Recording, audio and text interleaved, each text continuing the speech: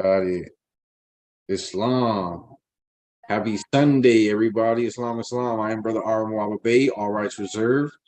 Another AstroCivics Sunday. It is actually February 5th, 2023, Gregorian calendar. I'm here with my magnificent bros. You already know. Namaste, namaste, namaste. Islam, Islam, Islam. I am Brother Hasan Ghaziel Bey here in Morocco at Northwest of Mexham. How are you?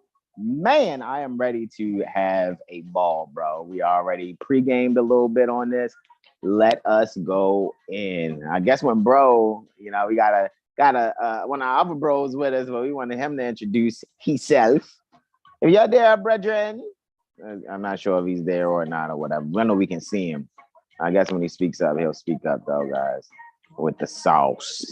However, I yield, Brother Islam. Yeah, so I guess we're doing Did Ye Consent part 2 because a lot of people, they got to really grasp the concept of consent. You know what I mean? Like, I think the best way that I could explain it, not to be vulgar, but like, when a man and a woman are having sexual intercourse, if the woman says stop, the guy can't say, "What? You already consented 10 minutes ago. Keep going." You know what I mean? Like, you can't force. Like, once consent is withdrawn, then everybody got to reevaluate their positions. The whole situation got to be reevaluated because you can't be forced, to contract a certain way. You have unlimited power, unlimited power when it comes to contract, and so use that power to the advantage, right? So I think we're going to pull up like some statutes, right? Some state statutes. We're going to look at some constitution articles, and then we're also probably going to pull up some definitions, right? And go into like matters of jurisdiction, property, right? Dealing with tax and revenue. Because at the end of the day, guys, it's all a taxing, from the start. Even if I think probably that would be the first thing to probably pull up just to show Article 1, Section 8 again. And I know maybe for those people who actually keep up with some of the videos we're doing, you're like, guys, you guys keep pulling up Article 1, Section 8. But yeah, every time we pull it up, we dive deeper into it, and we're really just hammering these concepts in so that they can stick, they can become a part of every part, that you can, be what you know, and speak jurisprudently so that you can keep, those who want to tax and taste you, right, at bay, so to speak. So correct. Maybe we'll look up the etymology of that again so people can comprehend that taxation is vampiric because it has the same etymological root as the word taste. So, and I guess like I said, man, I'm gonna make sure I'm just with my ad libs there. You know what I mean? Yeah. Absolutely. Yeah. So we might have to pull that up, as well as, just kind of like pay attention, like when we actually navigate the statutes, because again, it's very simple. We got the constitutions, right?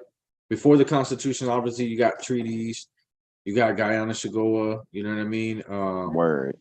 You got the Articles of Confederation, and all of that. So then, once you get to the statutes, you want to look at, the legislation, right, that turns into the statutes. Then the administrative code always can be looked at, right? You can always cross-reference the administrative code with whatever particular statute that you're looking at. Should I find that? Should I go back and find that list again?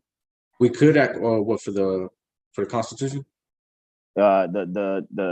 The list that I have all the way from Guyana should go.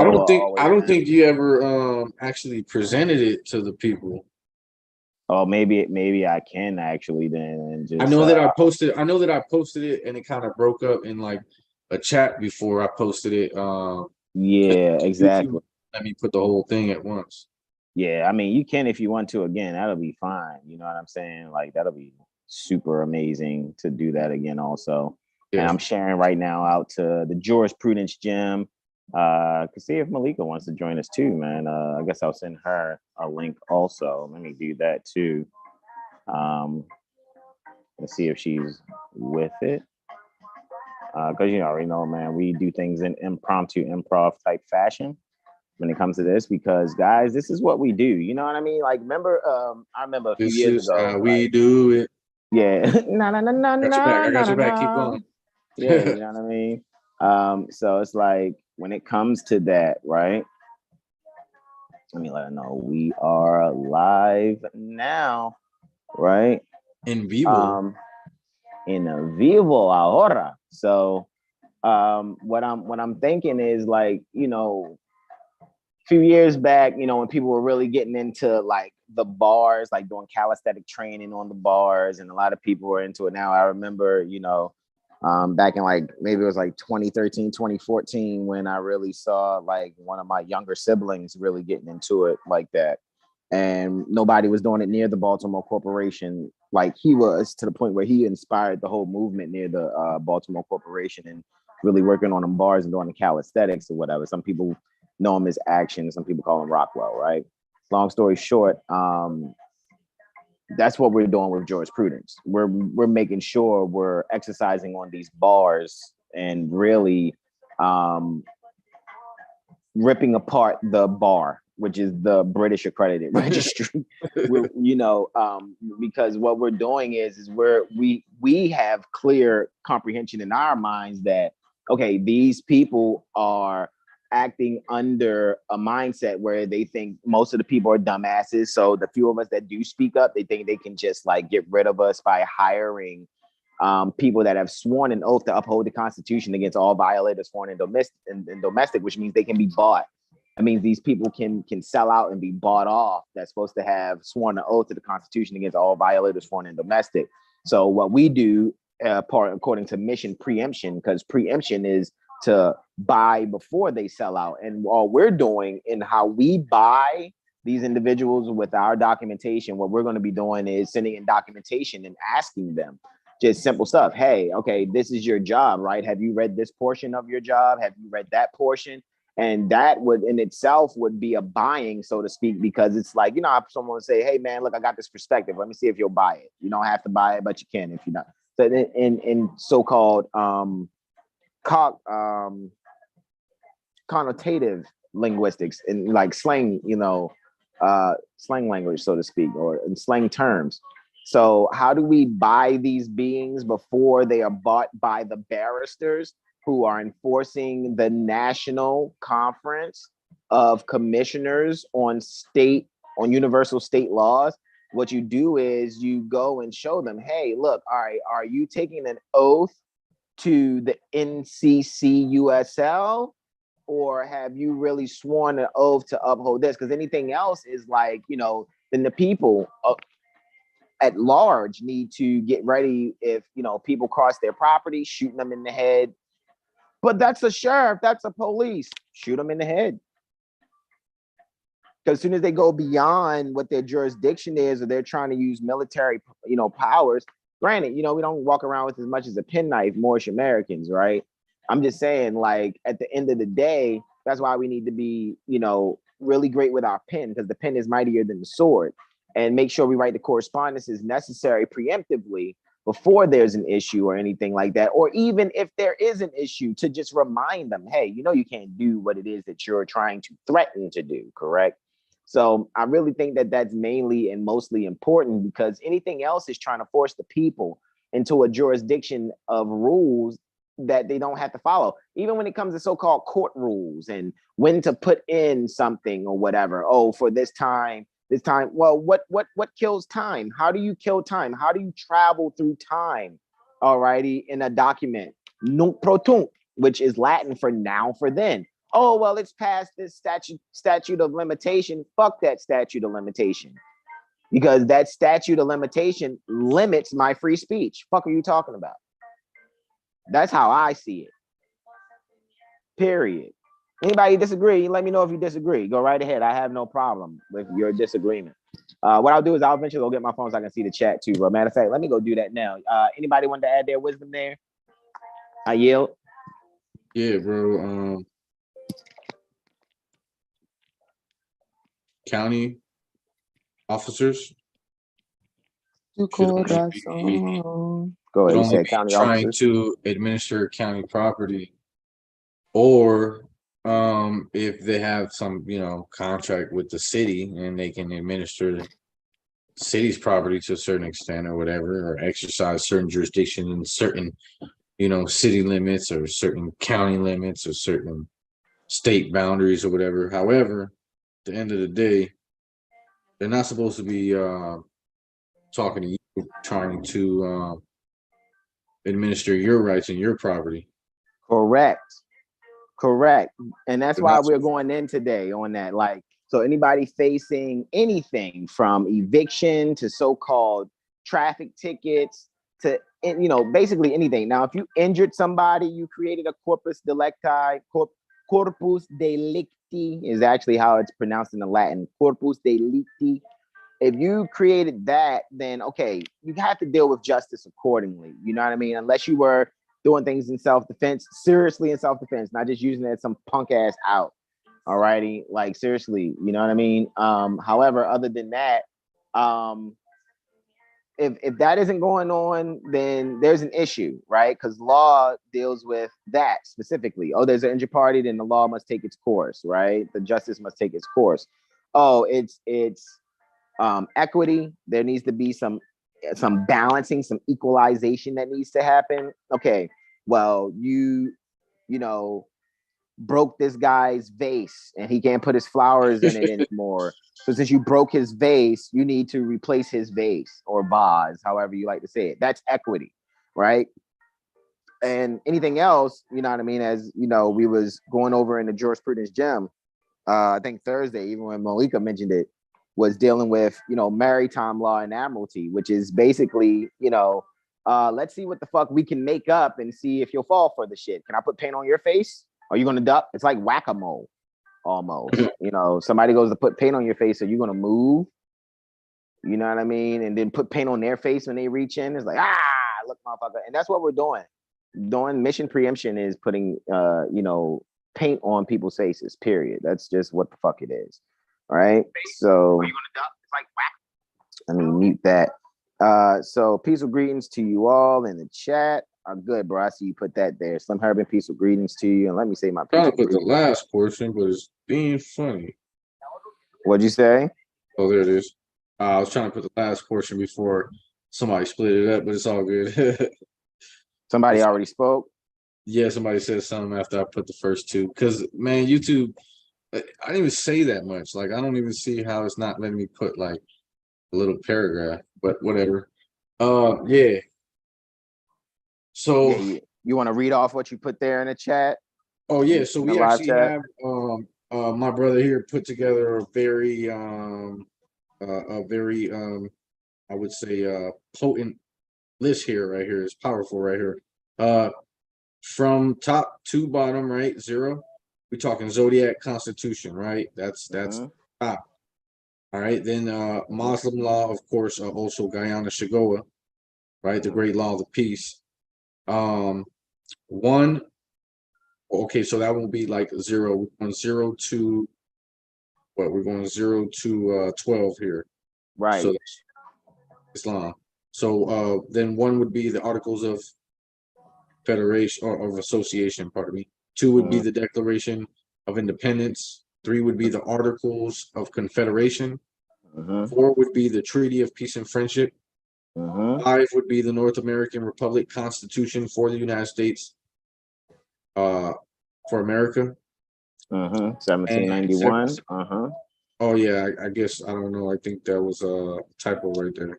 Yeah, I mean no, it's 1791, and oh then yeah, just okay. kind of space between number not the 1 and number 6, so it's all good.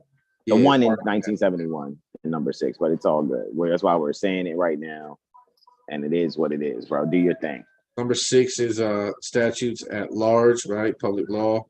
Number 7 would be the United States codes, of course, with the number 8 Code of Federal Regulation. And number 9 would be the state constitution. 10 then would be the state statutes, right, coming in after the Constitution. And then 11 would be the state administration codes, right? And then go to municipal codes. Hey, I found out also that the county has ordinances too. which would still be municipal code. But go ahead, I yield. Okay, got you. Mhm. Okay, so what I was about to say was their county commissioners are actually looked at as a legislative body. Yeah, exactly. Just like when I check, for example, like near the Illinois State Republic, for Cook County, when they have, Muni Code Library, MUNICODE Library. And when you go and look up the municipal codes for Cook County, it's just like looking at the General Assembly for Illinois, you know what I mean, and looking at their statutes, and it's just like looking at the freaking Constitution. You see what I'm saying? It really is, you know what I mean? Or the codes, the Code of Federal Regulation and the United States Code. Well, the United States codes, which we know is before the Code of Federal Regulations, as you just had listed, in the chat, you know what I mean? So it's like, at the end of the day, when you can see these on each level, when you can look on the federal level and see like, oh, okay, well, the Constitution has been codified as United States codes, and how are they administratively carried out is the Code of Federal Regulations. Oh, okay, so the state constitution of any state, whether it's, Nevada, Maryland State Republic, Illinois, North Carolina, Ohio, Kentucky, those different state republics, you'll see that the Constitution has been codified by the General Assembly under public acts, and the public acts are then their statutes, and those statutes, they're codified as statutes, and then those statutes are administratively carried out by the administrative code of that said so-called state. And then on the municipal level, it is the municipal code, so to speak, of what it is. And I need to really think about how it's actually carried out. That's interesting to think about the municipal code and what codes they're using. However, 9 times out of 10, like I know for like the state of Maryland, they have upper level. Go ahead. We know also another thing is that we could probably throw in that list, even though 12 was a great number. The charters, right? Correct. Charters are like the constitution for incorporated body politics. Right? Correct. Almost kind of like well, yeah. It's almost like the charter is like, it's funny because charters charts, right? So that's like the card or the cart, right? When you think of like how the Magna Carta, which is the Magnate Charta, is derived from the Zodiac Constitution, right? So our Albion sons and daughters wouldn't have their Magna Charta if it wasn't for our Moabite Zodiac Constitution, right? So the charter is like, okay, here, you got permission to do this. And then after the permission to do it, then with the charter, you can make a constitution. You know what I mean? It's almost like the charter is almost like a license. Right. And with that license, now you can say how you're going to withstand, which is your constitution. How are you going to what is your withstanding, which is a constitution? Okay, and how are you going to carry out that withstanding? And that would be your codification of the Constitution. You know what I mean? You could make now statutes of that. So the federal level statutes are called United States Code. The federal level administrative code is called the Code of Federal Regulations. On the state level's constitution, after having their charter, they make this constitution. After they have their constitution, then what they're doing is they're making the statutes by the public acts of their General Assembly, right? Correct. Right, the legislature, right? And then they're carrying it out administratively with whatever that state's administrative codes are. So it's 9 times out of exactly to the executive, through the executive and the judicial. Correct. Because go ahead. Yeah, because obviously, because the executive can't do no more than make the complaints and reel them in, bring them into the court, like you know how they do on Aladdin with the guards and shit. They grab them, bring them to see the so-called judge. Then that works hand in hand. The executive and the judicial carry out that enforcement and that I guess that interpretation, so to speak, with regards to administering of rights, essentially, for the purposes of taxation, actually. So if you're ready to screen share, I don't know what was the first thing you wanted to show, but we could probably pull up you know, Article 1, Section 8, so we can show the whole, so we can kind of like lay the foundation about the whole taxing thing. Yeah, no worries. Absolutely. Let me see. I know I got RV Bay Constitution up, at least I should. Let me see. What was I looking at here? Boom. Let's bring up RV Bay. I'm just going to cue it right now. RV Bay Constitution, right?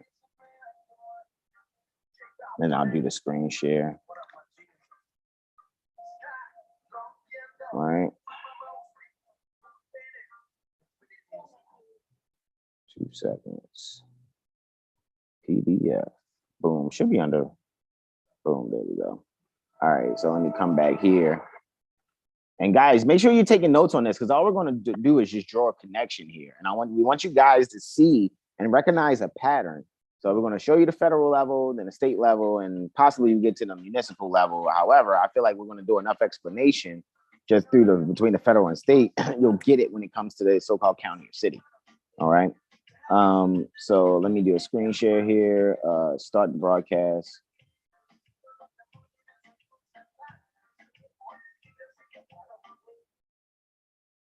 And boom shakalaka. Bro says Article 1, Section 8. You know what's interesting too? If you want me to go to the annotated Constitution, I can do that also, bro. You just let me know what's good. You got you. And I yield. All right, so Section 8, of course, the Congress shall have the power to lay and collect taxes. The first thing is said about their power. Correct. So now if we look at so the Congress has the power to lay and collect taxes for those participating that consent to participate into the whole laying and collecting of taxes, duties, imposts, and excises. So on the state level, the state Congress is called the General Assembly. And on the municipal level, the county Congress is known as the county board, or on the city level, the city council. So let's all look at that. Let's all look at the pattern of what a Congress is. And the mayor. Correct. All righty. So it's Congress and the president, right? On the federal level, which if you guys haven't contracted to be under this stuff, you didn't consent to be under this stuff, all you're doing, and like we're doing right now, we're just talking about the organization of some fucking sports league. So imagine, instead of looking at this like, oh, this is talking about governance, this is boring. Imagine that we're talking about the NBA or the NFL, which also has a constitution and bylaws, believe it or fucking not. We don't need you to believe it. I'm telling you, I know they do. Every organization has a constitution and bylaws, period. They corporate for sure, got it. Yeah. You know what I mean? So now with that being said, okay, so the decision-making body within the executive branch, well, really, for all three branches, legislative, executive, and judicial, it's Congress. I feel like the legislative could be represented by a pen. The executive could be represented by the scimitar, and the judicial could be represented by the scales. Correct. And the president of the legislative or the legislative branch would be the vice president on the right? Because when you're talking legislation, you're talking about House and Senate. So who's the head of all of that? Who's the presiding officer of that? If I'm not mistaken, that's the chair, which would usually be the vice president. Okay, unless they select someone else. You see what I'm saying? And and you guys want to correct me, go right ahead. I love. I'm gonna check it right now. Yeah, let's do that. Who's the head of legislative branch? We know that the head of the executive branch is the president, right? The so-called president. And who's the head of the judicial branch? The chief judge. So now you see three different heads for the three different departments, which is the monarchy split up in three. It says the top official is called the Speaker of the House Correct. The Speaker of the House. House of Representatives. If the president and vice president can no longer serve, the Speaker of the House of Representatives becomes president. Yo, so they next in line. That's what I'm saying. Like, and usually, and that's why I said Last I sometimes knew it it's was the vice president, or sometimes it's whoever's under the vice president who's the Speaker of the House. You see what I'm saying? it was Nancy Pelosi, I believe, at one point, but right now I think it's Paul D. Ryan. All right, so Paul Ryan is the Speaker of the House. So he's the freaking president of, or the Speaker of the House, or which is a spokesperson. He's the head of legislation. He's like the vice president. So he's the head of the pen. Right. He's the one with the pen, and then on the president's the one with the sword, because he's the scimitar. Executive office, I think executions execute. Correct.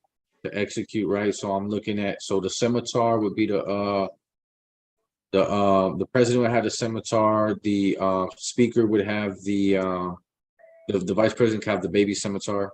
The speaker has the pen, and then obviously the Supreme Court chief justice of the Supreme Court would be the the scales. Correct. So, with that being said, I yield the floor to you, bro. That was, and look, just off of you saying the Congress. Yeah. I'm just saying, just look where our studies go, bro. Indeed. You know what I mean? The legislative branch of the United States government is called Congress. Congress has two parts, the Senate and the House of Representatives. Congress meets in the United States Capitol building in Washington, D.C., which again is your federal area, right? Your bank of, because what's it called? District is a bank. So Congress makes federal laws. I'm reading some right now. Members of Congress can propose an idea for a new law, blah, blah, blah. All right. So Section 8, the Congress shall have power to lay and collect taxes, duties. If you owe a duty, that's a duty. If you have a duty, then it sounds like you have a job to do. That means you have an obligation. That means you're being taxed. Imposts and excises, right? Sales tax falls under use and excise. To pay the debts and provide for the common so now it's saying why does Congress have the power to lay and collect taxes, duties, imposts, and excises? Well, to pay the debts and provide for the common defense and general welfare of the United States. But all duties, imposts, and excises shall be uniform throughout the United States. So to me, the more civilized the world, and it's like the Moors basically realize that this is a science. Like when we put together these governmental bodies and shit, there's a science to it, and some people figured it out, and that's why people have to create these type of things, is to protect them, because these people will come and if there was no United States and we didn't have our shit together, another country will come take this shit, come use all the resources, come including the people. So be grateful that all the Europeans don't all vanish at once, even though they got to take on some water. But that's why they're going to stay here long enough for you to learn government, because you can't just be out here like no protection at all. You know what I'm saying? That's what I'm realizing. Even though we don't derive any protection from their laws, the fact that no one can just come onto the soil and and do whatever they want to do because of the fact of the military. At the end of the day, they know the National Guards and the military. Motherfuckers can't just come on the land, do whatever they want, bring their own army, come colonize over here, because it's already under occupation. However, we just need a smooth transition into those wise beings that's actually gonna, uplift humanity and not just tax them to death, right? So when I'm looking at this, like I'm really seeing the science behind creating, jural societies and all of that. It's really for protection at the end of the day. Correct, because there are a lot of people out there who are part of it's like Walmart. The board of Walmart gets to a point where they get so confident and use Walmart security to force people into Walmart court. Right. Or that's like them trying to hold you up because you don't show them your receipt. Like, hey, motherfucker, I don't work for you. I don't have no contract, or I'm not one that consents. I do not consent to your private corporate policy. So why is your man's at the door trying to check receipts or whatever? When at the end of the day, I shouldn't even have a receipt. I should just be. You know what I was thinking too? Like when we go on a spot, you should literally like, yeah, I want to place an order, but like when I place an order, you don't ring it up at the register. You're not supposed to ring it up at the register because I'm not placing an order like that. I'm just telling you, I need this, this, and this. And so that's like separate from what y'all got going on. I'm literally coming in here in a whole different status. Like I'm not here to play the tax game. You know what I'm saying?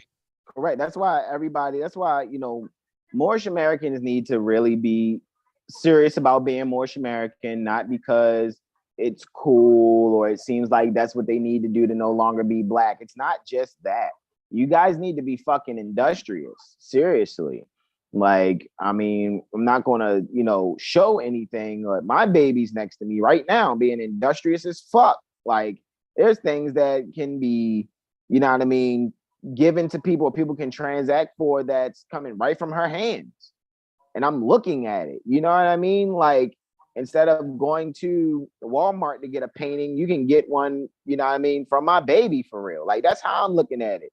You see what I'm saying? When it comes to jewelry, same thing. You know what I mean? Or any other thing that she industrially crafted by her hands. You know what I'm saying?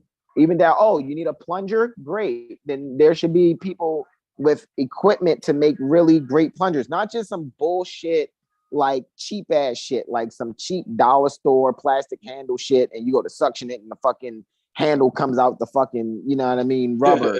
I'm not talking about that. I'm talking about us really doing quality things. Do you see how, like, you know, the difference between us, between Seven Hill Star and most Moorish Americans online? We're not just taking video clips of elders before us to get our, you know, numbers up, because Seven Hill Star doesn't play that game. We don't play the let's get our numbers up. We create our own material. You know what I mean? So instead of being like DJs that play other people's music, we're sitting here creating our own content. When we're doing these videos, it's no different than coming up with original music. We may bring up stuff that we're analyzing, notes and stuff like that. Who's that? That's Brother Terrell. That's Brother Jag. Okay, cool. Islam. So Islam. So with that being said, it's like we can sit here just like, if I go to make a beat for real, I already know the sounds that's in my computer, whichever VST I use, or if I use a keyboard sounds, all right, those sounds already exist.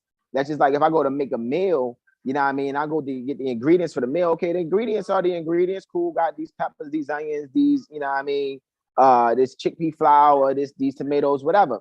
However, the meal that I'm making ain't somebody else's recipe. I guarantee you that. Or I'm not sitting here talking about, hey, look, I ordered some Chinese food and this, and I put it on the plate. I made some lo mein. I didn't make that shit. And that's not what I'm doing either. That's not what Seven Hill Star does. What Seven Hill Star does is we take the ingredients and we make our own meal like we're doing right now. You know what I mean? All right, I yield, bro.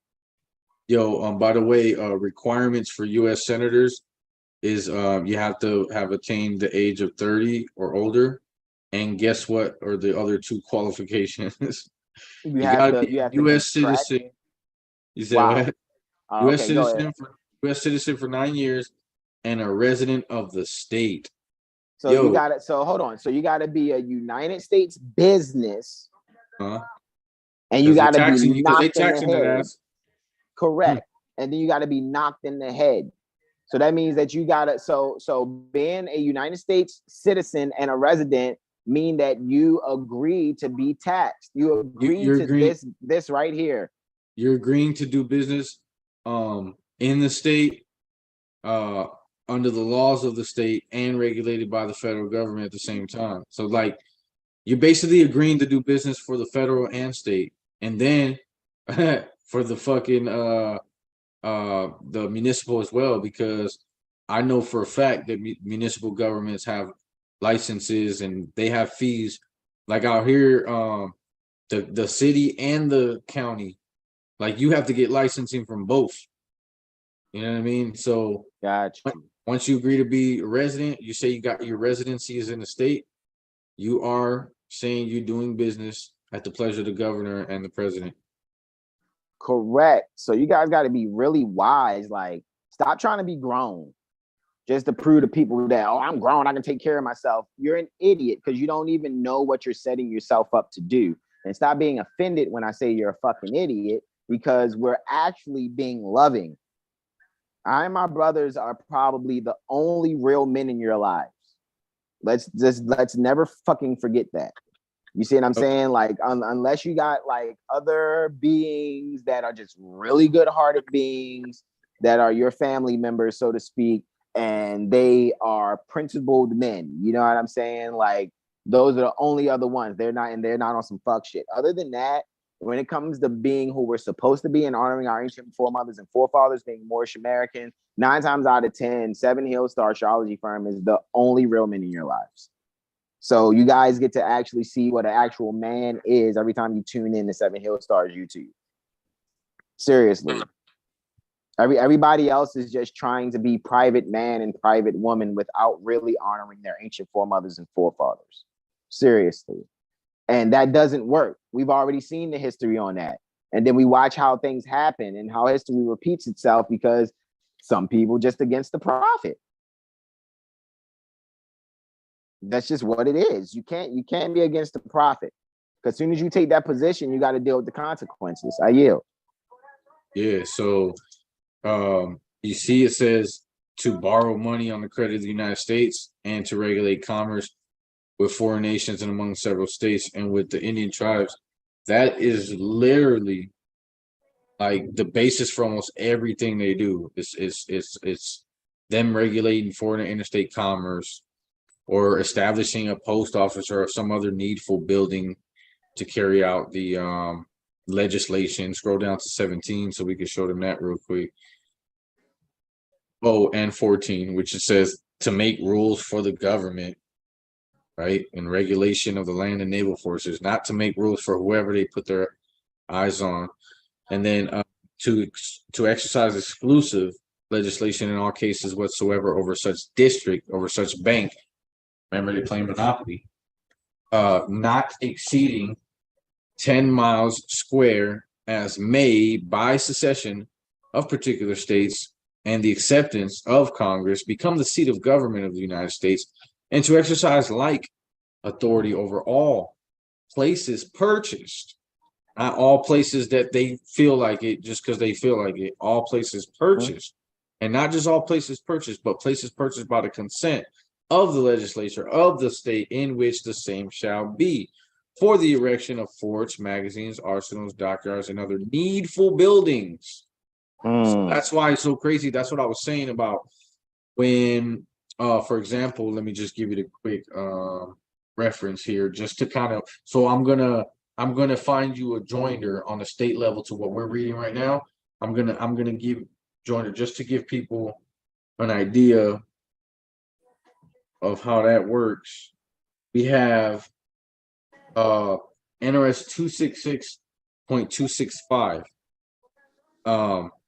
And if you look at B, right, because it says the city council may B, erect and maintain all buildings, structures, and other improvements for the use of the city. So again, right here it's saying erect. It's even using the same word, erect. So it says erect. Where we at? Erection of forts, magazines, arsenals, dockyards, and other needful buildings. And here it says erect and maintain all buildings, structures, and other improvements for the use of the city. So yeah, now go to the Constitution annotated so we can show that part of this.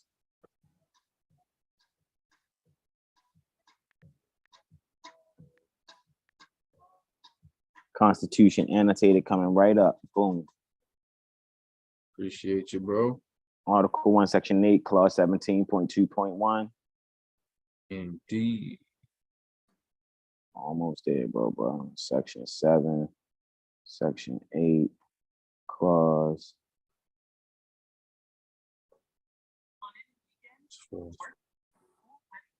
17. Hold on. Pardon me. I'm at Section 18. There you go. 2.1. Boom. Places purchased. I yield, bro. Islam. Indeed. This clause has been broadly construed to cover all structures necessary for carrying on the business. Business, that business. Stay the fuck up about the business. Because these folks all want to be natural person businesses. Like, the fuck out. Like, what the this fuck? This clause has been broadly construed to cover all structures necessary for carrying on the business of the national government. And we know that they have no national bloodline to cling on to except the Moorish one. So let's stop playing games here. It's funny you mentioned natural person, and that's why I want people, when they see natural person, like, oh, but hold on, my nationality card says natural person. No, it says natural person in full life.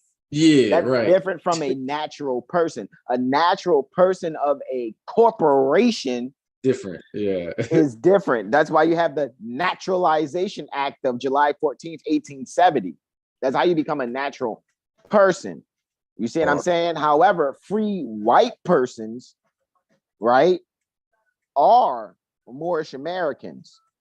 Now, that doesn't mean that we're under the federal. Remember, the reason you have the United States originally is because there's 35 Moorish sons, 20 Albion sons that agreed to stop doing the wars that have been happening for thousands of years. It's all been a family feud.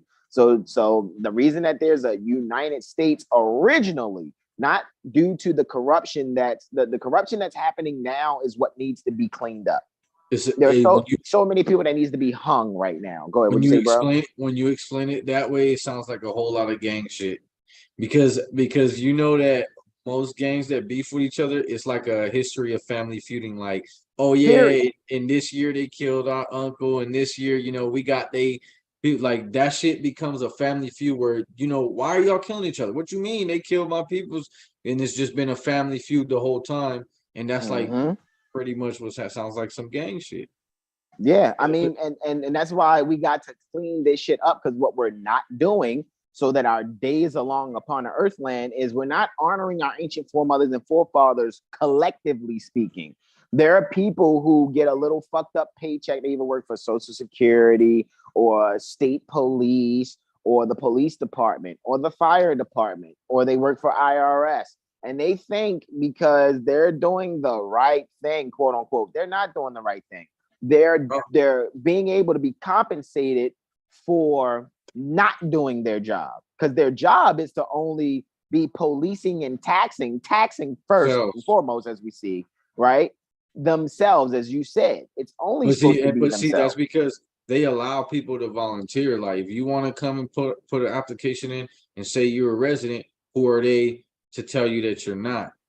That's what. That's why their good faith is bullshit. Yeah, that's why it's bullshit, because they're not explaining to the people. Even when the legislators go to as far of an extent to write the legislation in a deceptive way to make you think that a certain type of license is not a business license. Of course, a regular driver's license is a business license because it's a fucking license. Correct. But they're not outright telling you that. They'll literally call it a non-commercial license, even though it's still a business license.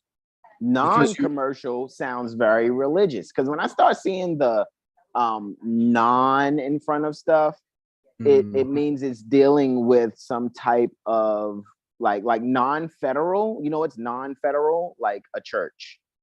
That's non-federal. However, it depends on what kind of church, because the General Assembly is a church in itself, and that's why, being Moorish American, technically the General Assemblies as they operate now are against our realignment, our binding ourselves back to the mindset pertaining to our ancient foremothers and forefathers, which is contemporarily termed religion.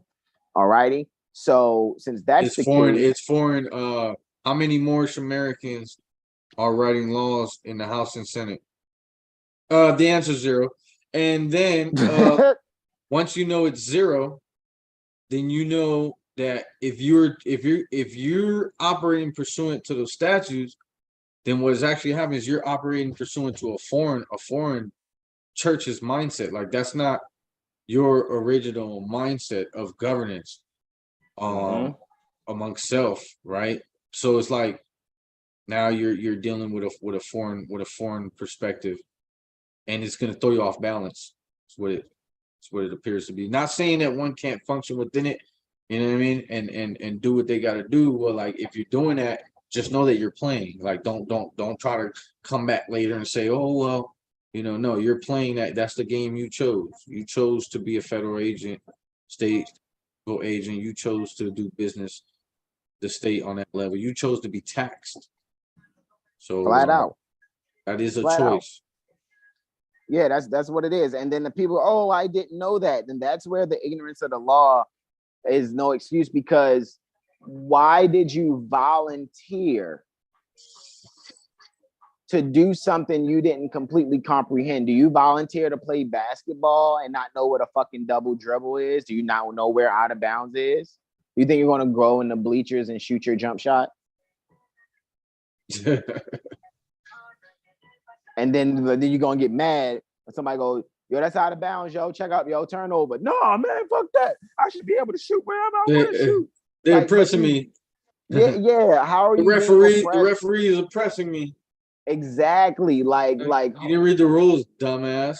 You didn't you came to play basketball. However, the NBA just can't go in the audience and start, talking about foul on the guy in the front row sitting courtside, and he's like, hold the fuck up, I didn't even agree to play, I'm just spectating. You know what I'm saying? I'm watching from the outside. Talking about you suspending the spectator on the third row and giving them fines and shit for basically violating the NBA code or something. How is the guy sitting courtside violating anything in the NBA? Because he bought the ticket and it said that the tickets are only for residents.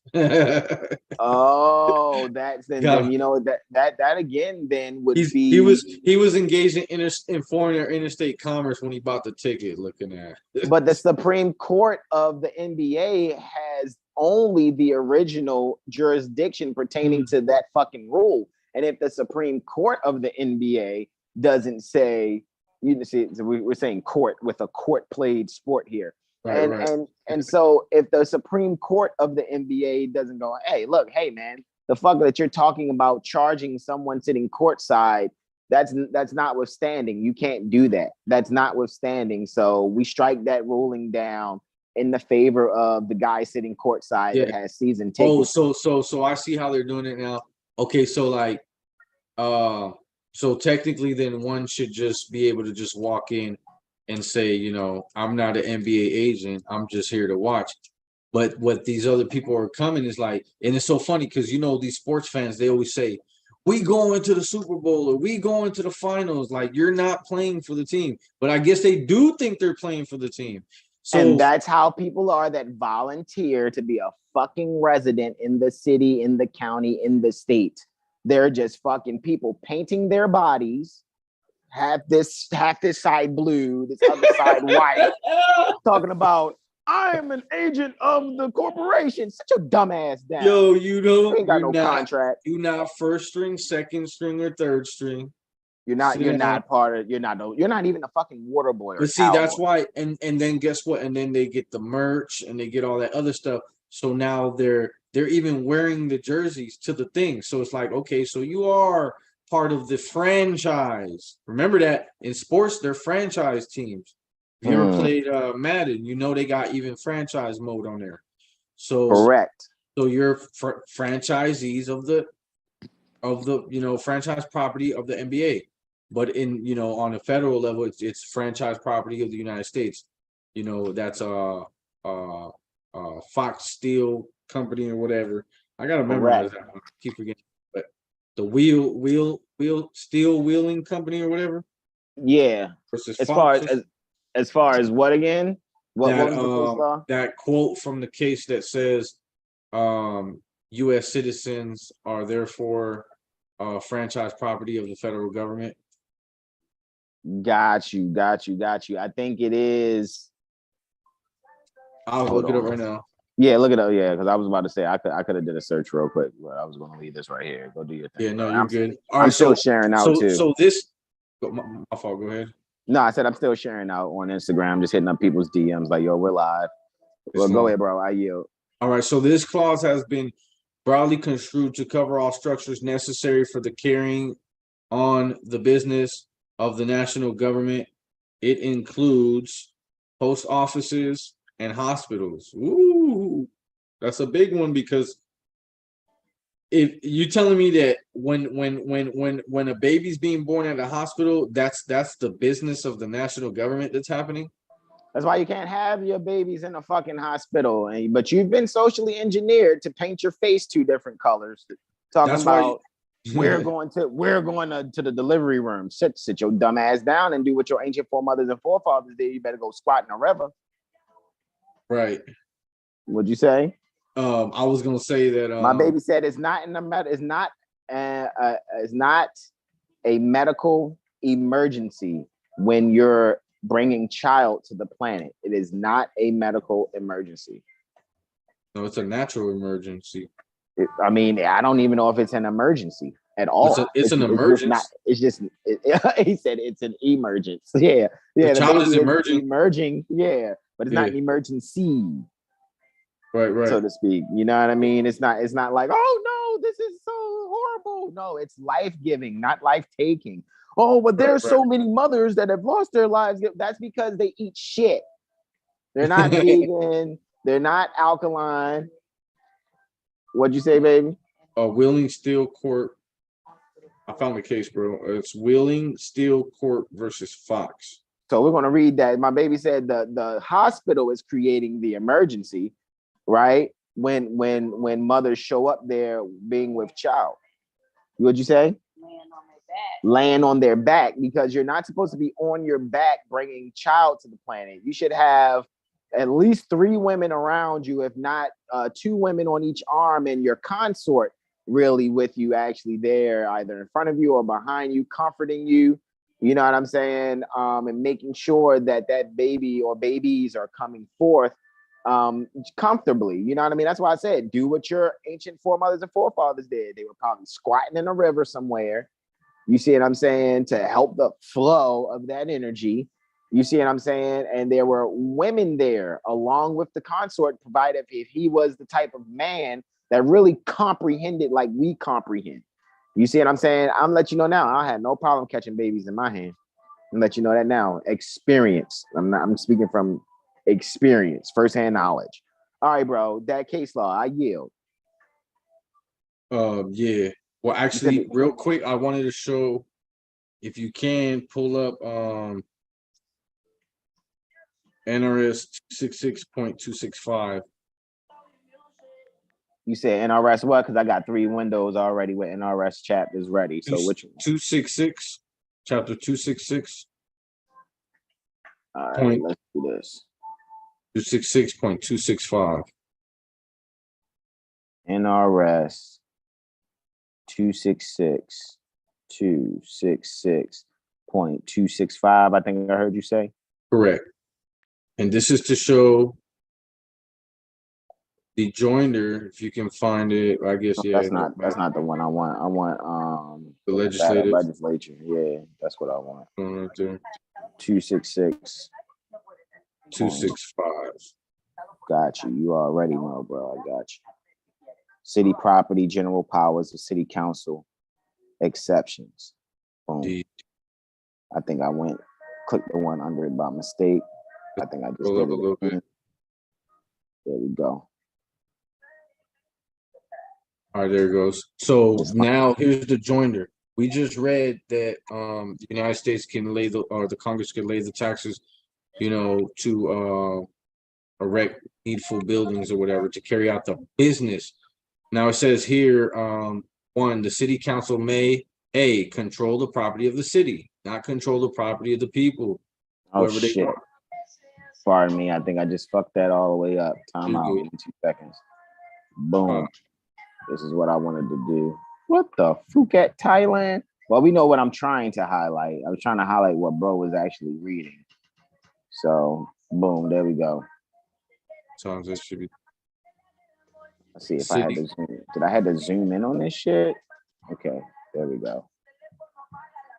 Yes, they can control the property of the city. It doesn't say they can control anyone's private property. It doesn't say they can control. It doesn't even say they can control the county's property or the states or the federal government. It says they can control the city property, right? B, it says to erect and maintain all building structures and other improvements. It didn't zoom in yet. Zoomed out. I mean, yeah, that's what I meant. It didn't zoom out yet. Yeah, it has now. B. Okay, sweet. So again, 1, the city council may B, erect and maintain all building structures and other improvements for the use of the city. Just like wow, you just showed in Article 1, Section 8, Clause 17.2.1 in the annotated. I mean, in the the annotated Constitution and the Constitution from RV Bay. You just showed that. So yes, this is joinder. I yield. Indeed. So yeah, we can pull up now that case law. All right. So the case law you want me to look up, right? Is the case law is Wheeling Steel Corporation versus Fox.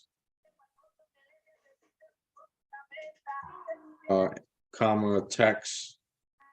Wheeling Steel. Wheeling Steel Corp. Versus Fox. Correct. Got you. I don't know what just happened there, bro. Google's trying to ask you if you want to sign in. Yeah, I'm just gonna stay signed out for right now because that's just being annoying as fuck. All right, so Justitia, go to case actually instead of just the syllabus. And then I would say Control F the word franchise. Franchise. Okay, fine on this page. Franchise. Search. How many things popped up? One match. Oh man, that's not the one. Then hold on. I'm gonna find it. I'm gonna find the proper one. Got you.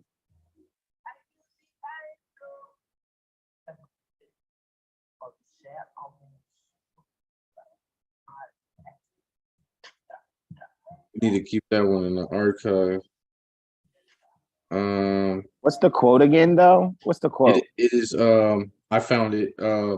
Let me send you this one. It is therefore all U.S. citizens. Well, maybe we might have to read the case law and make sure that it's actually in there. That's why what I want to start doing is actually requesting a copy from like whatever librarian has like the full text, not just like a, like whatever is the most info we could get on a case. You know what I mean? Try to get all that and then really look at the case. Got you. But here go the link right here. It's under Keys to Liberty 2.wordpress.com. You see that one? Is you put it in a chat? I'll put it which chat did you in the Zoom chat? Or you put it in I'll send it to you directly. All right, sweet. I also sent you that picture of that guy too. Paul Ryan, the speaker. Sweet. You see that too. Yeah, I saw it. Let's take this to the browser. All right. This time when you look up franchise, it pops up twice.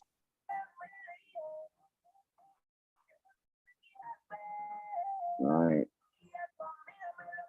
Oh, and it brings up the Buck Act too.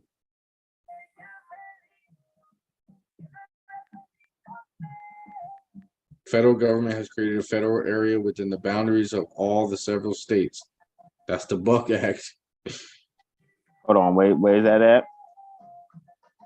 Oh yeah, the federal government has created a federal area. That's right after that quote. That's right after that quote. So all you Yeah, I gotta see it. Yeah. Is it right here where we're looking at? Yep, that's it right there. Therefore, all U.S. citizens, i.e., well, this, they're inserting that. That's not, I don't think that's really part of the text when they put that brackets, i.e., franchise citizens of the District of Columbia, but that's a fact Right. because they're U.S. businesses residing. There we go again with that residing word, right? Your residence, your resident residing in one of the Struck in the states. head, yeah, because they're dwelling, and to dwell is to be struck and Why they didn't tell you? Why they didn't tell you that in order to reside in the state?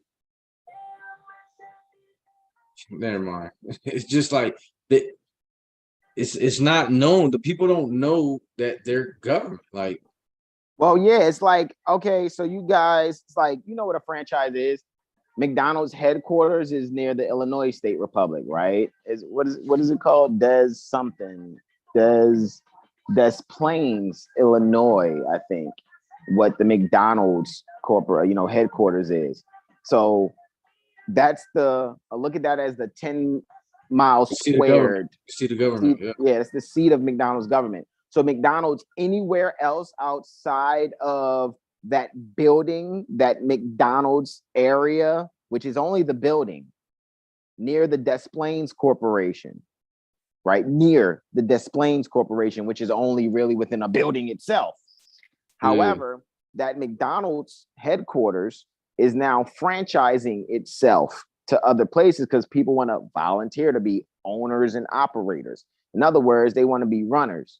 They want to sit there, cop some weight from McDonald's, and then break it down and nickel and dime, Happy Meals and whatnot. You feel me? Yeah, and then like they'll do like whole projects. Like they'll do a whole construction development and call the whole shit residential. Correct. And then whoever owns that, they're making sure that they're using contracts with whoever comes up in there that calls them a resident, you know what I mean, and all that stuff. And then off tops there, oh, you got to have government issue ID. Why? Why does it have to be government issue ID? Oh, because you got to be a resident, a residing. So you gotta have a McDonald's issued ID in order to be one who lives in Play Place. Is that what it is? To be one who lives in the McDonald's housing project. Correct. In the residential McDonald's development project, and then don't forget that McDonald's is also contracting with the McDonald's, utility company. So, the McDonald's utility company already knows that that the building, the whole building where you at is classified as McDonald's residential housing. So they're like, okay, so obviously he's engaged in McDonald's interstate commerce, so we're going to charge him these McDonald's utility rates because regulate commerce is what we do, right? So that means then that those McDonald's rules only are for the McDonald's employees, not those coming to cop Happy Meals, not for the Happy Meal fiends. Right. Well, the problem is not for the Big Mac addicts. See, and you're right, and it goes back to the whole concept of the NBA. Though they're showing up at McDonald's, you know what I mean? Like they work there. They're not showing up to just get some sustenance, which I wouldn't call that sustenance. However, just because you paint your face white and dress up like Ronald McDonald doesn't mean you're the actual mascot working. Just because you got the Happy Meal and it came with the toy. Correct. You don't get excited and start filling out applications and signing Ronald. Just because you put on a black hat with a black and white striped suit and put a mask on, that doesn't make you the Hamburglar. Are you doing business at the pleasure of Ronald McDonald? Basically, are you a purple bush and you think you're Grimace? Because you're not. Oh shit, we're going too hard. The helicopter's out. I'm just saying, bro. Like, let's just. At the end of the day, the people are going to have to stop looking at us like these brothers so deep, they so knowledgeable. Stop that shit. But it's not even deep like that. It's not even deep like that. Yeah, you guys have been fucking hypnotized. You guys are under fucking hypnosis. You guys are clearly not comprehending what's going on here. You think you're in a city or a county or a state. You're a fucking idiot. You've been socially engineered since childhood to think that. Damn, bro, think about it. They standing at the DMV for hours too. Like for a business license. You can't even say like, well, you can, because once you withdraw consent, you withdraw consent. But it's just so funny how you try, like, how can you say that it wasn't your intention when you stood in line for like 3 hours? You know what I mean? And then, like, that's just crazy. But it's only because I thought I needed this to drive. You do need that to drive. However, do you have a contract to drive? Do you have an oath of office to drive? Do you have do you have an autographed certified statement under Title 26 United States Code 7701 H2C1 that says that you agree to those tax purposed driving privileges? Let me see. Tax purpose driving privileges. Right. That's what I meant to say. Go ahead. I yield. That's what that whole thing is for the purpose of federal taxation. But it's so funny how like trying to think of the last thing I was gonna say. They get the license to drive. However, they're not realizing that, you can't really take a oath, you can't uphold the statute. That's what I'm saying. Like, how can you go to the DMV unsigned? This is what you came for? And sign something saying that you're gonna uphold statutes when you did not take that oath, like the bro said. Like, how are you taking an oath to uphold statutes before the Constitution? Doesn't make sense. You got to take oath to the Constitution on the federal level, then the state constitution, then your office. You know what I mean? Like, you don't take your oath of office before you take oath to the Constitution, unless your oath of office is an oath to the Constitution and the office and the laws of the state or whatever.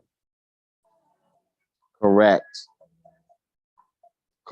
So, and then I remember like Malika was saying that when she got a license, went to go for a license at the motor vehicles place at 19. She said she was 19 and she had to swear an oath.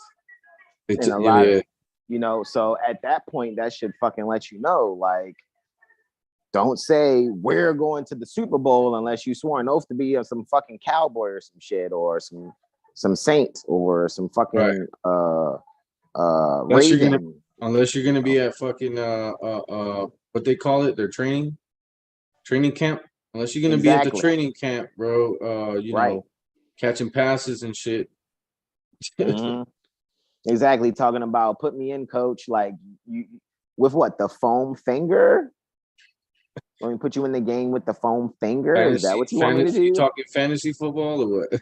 I mean, they're definitely talking fucking fantasy, bro. Like all day, bro. They're definitely talking fantasy because people actually believe very strongly, oh man, well, I'm just doing what's right. No, you're not, because what will be right is, okay, since you're doing what's right, I have a bridge to sell you in London for 20 notes. Hit my Cash App. 7 Hills. Let me stop. That's not the Cash App anyway. I'm just saying, like, that's how you guys sound. You guys sound like you're fucking gullible. And the reason why you guys are gullible is because it's so many people practicing this gullibility. It's so many people that are practicing the shit. They have fucking pieces of metal on the back of their land conveyances that says some state corporation and these numbers and letters on it, whether it's a Maryland license plate. Talking about that's my car. Talking about that's my property. It can't be, because as we will see, property is all tax stuff. That's a tax attribute. When we go to look up property in a state constitution, I'm gonna see if we can find the Maryland Constitution and the Illinois Constitution. That's the two I'm going to look at, because Prophet Noble Drew Ali has success for Moorish Americans at Cook County, near the Cook County Corporation. Let me say that, by putting our religious affidavit in. All he did was file it. All he did was file it. That was it. Just to protect us, just like our general and permanent character is codified in the United States Code, Title 22 of the United States Code, so that these foreigners to our Moorish American culture know how to interact and intercourse with us. That doesn't mean because Moorish Americans' general and permanent character is codified in Title 22 United States Code. That doesn't mean that Moorish Americans are federal agents that owe a debt to the United States. That's not what the fuck that is. It's actually saying this is how these foreigners that are agents pertaining to the United States are supposed to actually interact with us with the highest respect and make sure we have what the fuck we need. Stop calling us Indians, because we're not fucking Indians. And you assholes out there, stop painting your faces and putting a bunch of fucking feathers on your head. And put on a fez. Be a feather and wear your fez instead of putting on fucking feathers. Right. You're looking like it. You look like a collective bargaining agreement asshole. And you don't even get it. And you're gonna probably be offended by what I'm saying because you lack the knowledge pertaining to what I'm actually doing, which is loving and helping you out. I and my brothers. They get over it. They're gonna have to fucking get over it, because other than that, it's like, bro, do you want or brother or mother, do you want to be fucking hung too for treason because you're not honoring your ancient foremothers and forefathers? Oh well, we don't have as much time as you to study and do this and do that. Like, look, the shit is work. You know what I mean? Like, either way, like writing writs, all that shit. Like, bro, don't we still got writs to prepare to make sure we have things not just for ourselves and our loved ones, but eventually there's going to be other people looking for the things that we write. However, we can sit here and write a whole fucking book worth of writs. How do you comprehend it? We already have a whole book worth of writs. Exactly. How are you guys going to be able to comprehend it, to know how to, give it its effect? It's like you're sitting here talking about, I need light bulbs. I need light bulbs. Okay, here's some light bulbs. But if you don't know to put them in a device that can actually, process the voltage from the wall, you see what I'm saying? I mean, after stepping it down, process the voltage through the wall to the load, like a lamp of some sort or a light somewhere else, like on the ceiling or in the wall. What can you do with that light bulb if you don't even know how to fucking screw it in? Let alone, we're not asking you to be electricity engineers as much as we're saying comprehend how to change a light bulb, hit the switch so that you can have some light. But a lot of you won't even have the light because you do not even have the comprehension of how to change out a light bulb. You just know that you need light bulbs because you've seen people, using light bulbs. Some of these people don't even know that their light bulbs exist. Yeah, that's like, pretty fucking sad. Yeah, they're like, they know that light comes from the sun. It's dark when the sun goes away. They ain't even seen a light bulb yet. You bring a light bulb, they think you're doing magic. Oh, that's weird. That's over my head. that right there is some sucker shit. When they saying it's over their head, I promise you that's some sucker shit to me, bro. Because I feel like people do that to try to find a way out to not, have to study. And it's like, okay, well, you just want to be a casualty of war. You just want people to assume that you are an agent, either federal, state, or municipal. And when we say municipal, we're talking both county and city. And that means people can now sit here and assume that your land conveyance is registered with the state, or it should be. Oh, well, you need a driver's license to drive in the state of dumbassness. Okay, and so now you go to the state of dumbassness, or was it dumbassaw? Anyway, when you go to drive in the state of dumbasses or whatever they're saying that, then that means you can't fight going, hold on, man, I don't have a contract or oath of office or autograph certified statement that says I agreed to be a driver in the state. And you can't sit here and try to use your office. You can't sit here and try to use your executive powers. And power is an illusion. You cannot use your executive illusions and try to throw me under your hypnosis by threatening me with a firearm, some metal bracelets, and a bunch of you guys saying whatever. Like that can't be done. And the only reason that people do that is because the people who outnumber these beings in uniform won't shoot these motherfuckers in the head. I mean, shout out to those that I've seen videos of people shooting the police. Shout out to you guys. I mean, I'm for peace and not destruction.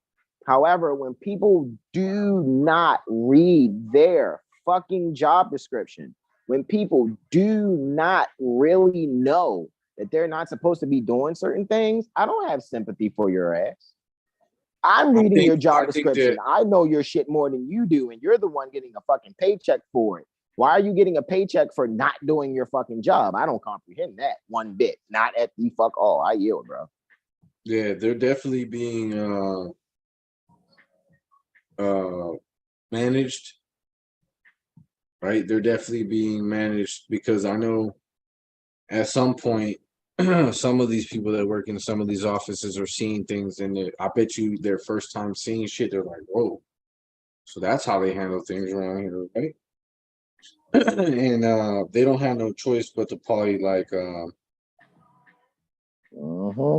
Like, do the right thing and get fired, or you know, or just go along with the fuck shit. Those are the like so it's kind of like, I guess we would have to put ourselves in their situation, just kind of think like, what type of coercion are they under? Because we understand the coercion and the rest that the people deal with on the daily with policy enforcers and CPS workers, and you know, create havoc in the amongst the people. But I wonder what coercion they're actually under. You know what I mean? Because there's no way that, you know, all of these people are willingly just violating the Constitution. Well, they think they're, again, which is what we gotta eliminate their good faith shit. Oh, I'm doing this in good faith. Well, you can get shot in good faith. You can get your head chopped off in good faith then.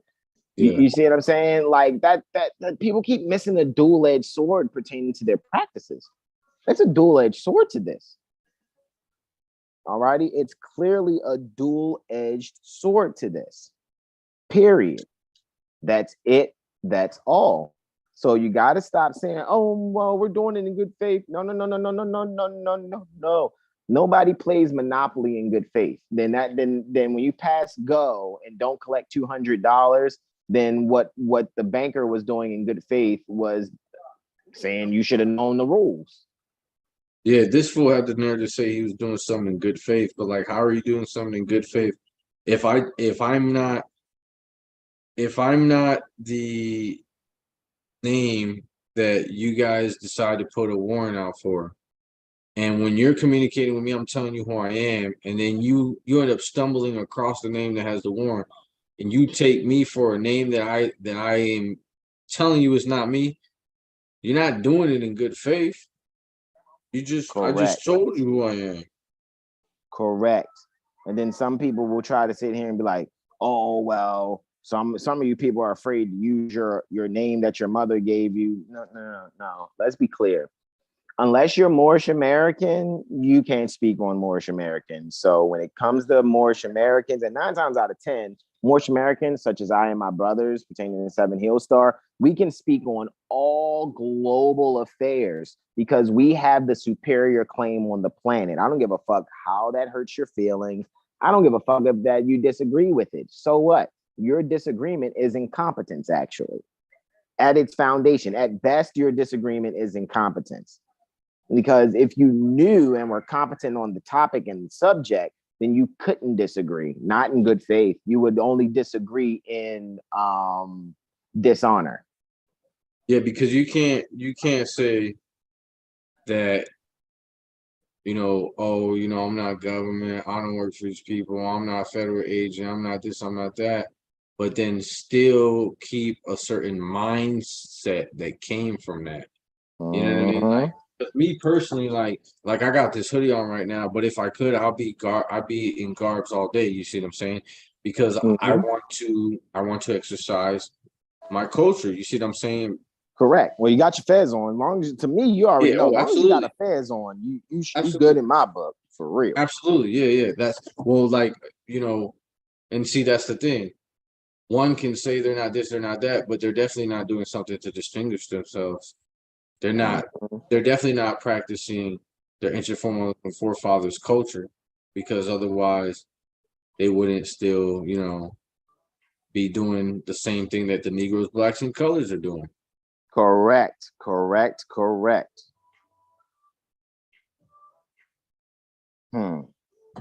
to basketball games with half their face painted. Correct, man. I mean, that's what it's like, man. People are just sitting here being fans and stuff. That's why it even tripped me out when Moorish Americans that know better are still talking about sports events. Sometimes I look at some of these posts on Instagram or Facebook or whatever social media it is, and I know it's Moorish Americans who should have their fucking fez on. I don't give a fuck where you are. You don't see that Ashkenazi somewhere without a yarmulke. Not a sincere, true, and faithful Ashkenazi Khazarian, because they're not Jewish. And I don't care how that's anti-Semitic. Shut the fuck up. Shut your chest up. Yeah, because even when Brother Corey has shared Gustav Schwarzenegger, you see what I'm saying? Talking about how Gustav Schwarzenegger worked for, you know what I mean? He was a Nazi. And if I'm not mistaken, that's an ascendant pertaining to Arnold Schwarzenegger. However, when you really comprehend what Hitler was doing doing his best to try to imitate the prophet. He was just, who knows? I wasn't there in the 40s. You know what I'm saying? However, from how I'm looking at him, the mustache he had, he's imitating the prophet. Most definitely. Because he's talking about nationality at the end of the day. Hitler was speaking on nationality. Oh, well, he did this to the people. How do you know? Were you there? Well, it sounded like he was banning all the bullshit. That's what I see. Based on my studies, like he banned porn. He banned just a lot of shit that that the so-called Jews, the Khazarians, were actually doing, because what they did was they were controlling all of the government, even though they were the minority as far as in population. These small groups of Khazarians that start taking over different aspects of the government, and then they start controlling shit and how do you say like making everything filthy, like damn, what's the word for that? Hold on, what'd you say they were doing? What again? Pardon me, I'm still sharing. They were like spreading filth. You know what I mean? Like kind of like they doing right now with all the weird propagandizing, but in spreading the filth with propaganda. I mean, because propaganda can be something positive too. You know what I mean? You could be sitting here and I'm doing propaganda, I guess, in the DMs right now and sharing our video. However, they were like, what is that called technically? When you're, it's kind of like a form of desensitize. They're like desensitizing people to things that are unholy, I would say, like sinful things.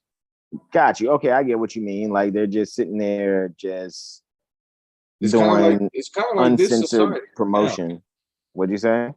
Kind of like the the US culture right now, the US society right now, how like even that whole like UFC shit, like y'all beating the shit out of each other. Now they got it to the point where they doing that sport where they just slapping each other and knocking each other out with slaps and shit. But it's just like everything is like extremely like not good. Yeah, I mean, and that's because the people are allowing this shit to happen. The people are being docile and being like, oh, well, it's normal. No, it's not. You're a fucking idiot who has no standing. You're not going to stand up for yourself, which means you're not going to stand up for your loved ones. So don't come talking to us, or don't even say out your mouth anywhere that you're a grown man, you're a grown woman. Okay. Why's your face painted two colors? That's all I'm going to ask. Well, you got the team jersey on, but you wasn't at training camp. Flat out. Why do you have on a Mitchell and Ness throwback jersey and you don't play a position on whatever team that is that you have that jersey for? You get that you're a walking, talking, indentured servant? I used to think like, man, that's crazy. Everything is commercialized. Like they commercialize everything. And now it's just like, oh yeah, of course, everything is business, taxing. It's definitely, that's all it is. It's all taxing, right? And by the way, since you said tax, let's just do that real quick, right? Let's just look that up real quick. Maryland Code. Yeah, yeah, we can do that too. Maryland Constitution, was it? I think that was the Illinois Constitution we were looking at as far as like that, but I think it's going to be near any state of corporation whose statutes we look at, which is derived from the state constitution or whatever. You know what I mean? So let me ask the people in the chat. Somebody in the chat, give us just name any so-called state pertaining to the United States. We'll pull up their constitution and show you some things. Right? Anybody in the chat want to just throw out any state? Yeah, let me see. Yeah, guys, throw out a state. I see Mary Bagnashi. Peaceful greetings to you, Mary. Antonio Bay says Islam. Kindred, peace and love. In within 1111 says meaning oath. Okay. Islam. Michael Fort says Islam Moor Salam. Splice Z21 or Splices 21 says peace and love Moors. Tyrol Bases Islam. Sunshine L says Islam. Slim Urban says mental capacity. Yeah, so guys, what state do you want us to look at? Because you know I'm used to looking up Maryland, Illinois. Okay, fuck it, let's do it. Let's just on the random, right? First, let's look up tax real quick. All right. Let's look up tax, the etymology, and then we'll look up the New Jersey State Republic. And because that's great. I haven't checked that much at all. So let's see how their statutes and shit look anyway. All right, so tax, right?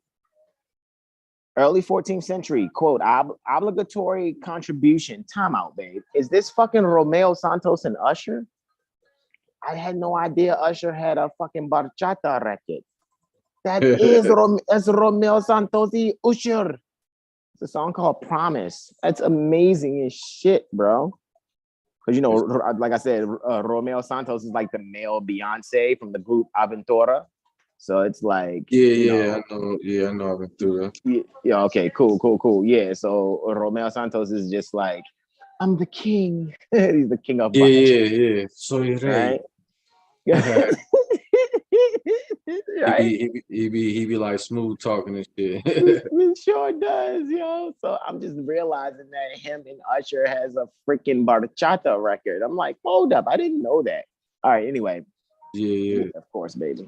So, all right, so tax, early 14th century, quote, obligatory contribution levied by a sovereign or government. From Anglo-French, tax, Old French, taxe, right? And directly from medieval Latin, taxa, from Latin, taxare. See, tax the verb. Related taxes, tax deduction is from 1942. Tax shelter is attested in 1961. Okay, let's see. Do we see the verbial sense of tax? Okay, let me click on tax, the verbial sense. But pay attention to that right there, guys. This word right here, taxare. All right. Watch, all right, that's the root of it, right? Tax the verb, circa 1300, impose a tax on, quote unquote, from Old French taxer, quote, impose a tax, end quote, 13th century, right? Which would be the 1200s, right? And directly from Latin, taxare, you see it, there's taxare again, just to make sure you guys see it. And taxare means what? Evaluate, estimate. Assess, handle, end quote. Also, censure, charge, end quote. Probably a frequentive form of tangere, right? To touch, quote unquote, from Proto-Indo-European root, tag, you're it. So hold on. So I got a emotional outburst question. Islam. So any charge is a tax. Technically, I mean, all charges, when people say, oh, 99 plus tax, the 99 is tax. Exactly. So that's tax plus tax. Basically. You know what I'm saying? That sounds like double jeopardy because you can't be charged twice. Damn. You know what I mean? You see what I'm saying? That's bars, bro. That's bars right there. I'm just saying, all the praises due to balance, man. Tag.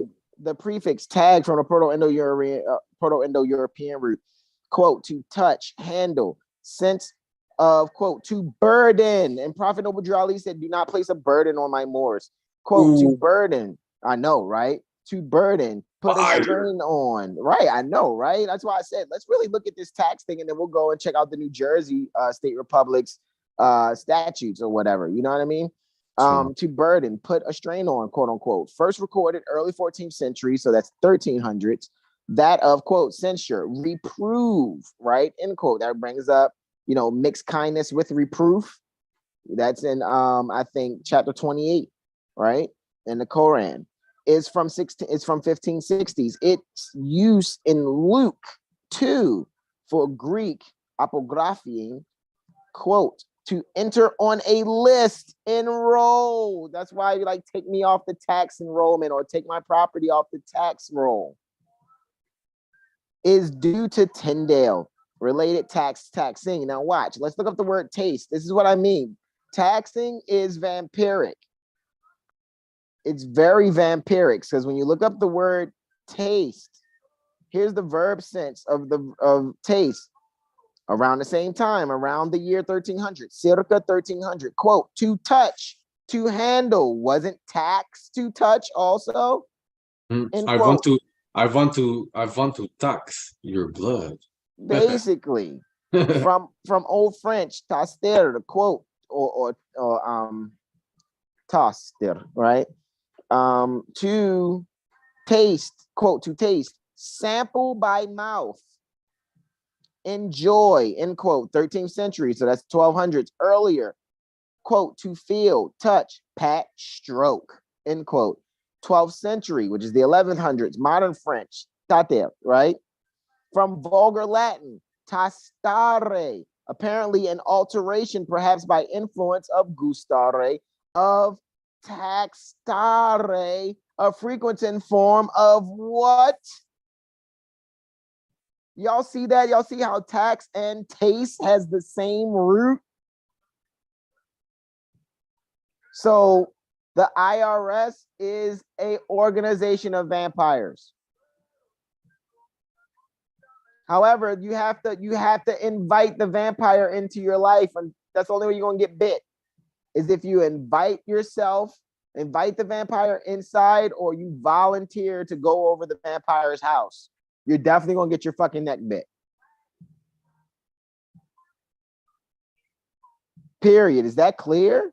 Because it is voluntary. It's all the way voluntary. Why do you think they make movies like the vampire can't enter unless you invite them? Don't invite their asses, and don't talk about, can I come over to your slumber party, Dracula? Don't do it. Put that shit at the door. Whatever you're gonna put at the door. Salt, sage, whatever. So stop letting these people evaluate and touch your property because you want to volunteer to have a fucking license. You want to volunteer. Oh, I'm grown. I'm gonna register my business with the state. You're vampire food. Shut the fuck up. Yeah, that's why. That's like also like, how are you being told to pay child support? Did you die and then your child become a foster child? Correct. Did you get a license from the state to be a foster parent? If you didn't do that shit, shut the fuck up. You don't have child support to pay because you don't have a fucking license. And stop letting these people make you think that your child is someone founded by a soldier. But the reason why they're putting a foundling certificate, right? Because the root of the foundling certificate is 5 United States Code 301, right? When you check 45 CFR Part 46, when you check 45 Code of Federal Regulations Part 46, is letting you know that the authority for the birth certificate is coming from 5 United States Code 301. All right. So the foundling certificate, did you bring that baby to the forefront, or did you find that baby out your pussy? And then you let the fucking federal area soldiers, i.e. doctors, nurses in the hospital. That's why bro read Article 1, Section 8, Clause 17, 2.1 of the annotated Constitution to show you that that's what they're doing. Oh, I found this out this woman pussy. She don't want it. She just wanted to be an informant on this affidavit. Well, they're saying she dead anyways, because at the end of the day, they got her as civil litter mortuus. You know what I'm saying? Mhm. If they're saying that that baby is dealing with anything with foster or with war, then they're saying she's dead. Correct. Correct. Or they're automatically saying that she's not a living woman when she has that baby. Instead, she's just a natural person under the state. So now they're making her a foster parent of her own child, because instead of it being a child, it comes out of to them as a debtor to the United States. Correct. Correct. That's why Correct. what's one of the first things that they do after the baby's born is they try to bring that social security form in there. Now, why would you bring in a social security application and a birth certificate application into the room of this drugged up mother? It could be the next day she might be a little bit coming down or whatever, but still, why would you bring those documents in there knowing that a child, you can't contract with no minor? You can't put no baby up on the contracts like that. Islam. That baby can't take an oath to uphold the Constitution. Islam. Islam. I'm just sitting here at the New Jersey legislature ready as we're speaking, bro, as you're going in, bro, to really look at, you know what I mean, their statutes. Legislators, legislative district, legislative, got you. Oh, the New Jersey Constitution. Gonna click on that. The HHS regulations for the protection of human subjects in research. Yeah, exactly. That's what fucking title. That's fucking title 45 CFR. 45 CFR right? 46. Yeah. Exactly. Exactly. So are you guys fucking human research Subjects. projects? Yeah, that's what you are. Human research subjects. Human subjects in research at 45 CFR 46, including 5 subparts. Subpart A, also known as a common rule, provides a robust set of protections for research subjects. Subparts B, C, and D provide additional protections for certain populations in research, and subpart E provides requirements for IRB registration. The common rule, subpart 8, was revised. Subpart A was revised in recent years. Access a regulatory language for all of the subparts using the links below. In addition, OHRP provides an annotated version of the common rule that highlights changes between the pre-2018 and 2018 version of the common rule. All right, you want to remind me? I was coming in there, but go ahead. Pull up that Constitution, New Jersey. Yeah, I'm about to hit click on it now, bro. And then I guess we'll get into these other things. This isn't bad. That's why I love looking at their legislatures, man, or the different so-called states, man. I really do love looking at it. All right, so NJ State, right? Look at that. There you go with their abbreviations already. That's funny to me. That's super freaking funny. Oh yeah, I'm looking right now. Same website. So let's see. Search the text. Search. Right? Is that what we're doing? Or well, it's actually all there, so you could just control F already. Basically. So we can just scroll on down. That's what we do, right? We'll just scroll on down. Right? Let me kick it. I'm just kicking it right here, man. Just relax and kick back, because this is how we should be doing it. We should be relaxed looking at this stuff, right? All right, so New Jersey State. Oh, look, they're using the word private property. Yeah, that's so snap. Really? They use the word private property in section 20. Oh, that's what you do. Hold on, let me go and find on page, and let's type property. Yeah, I found 39. You found 39 results too? I found 40. You found 40 results. Yeah, but the first one I don't see it, so I don't know. Okay, so the first one I see popping up is in Article 4, Looks like section 2.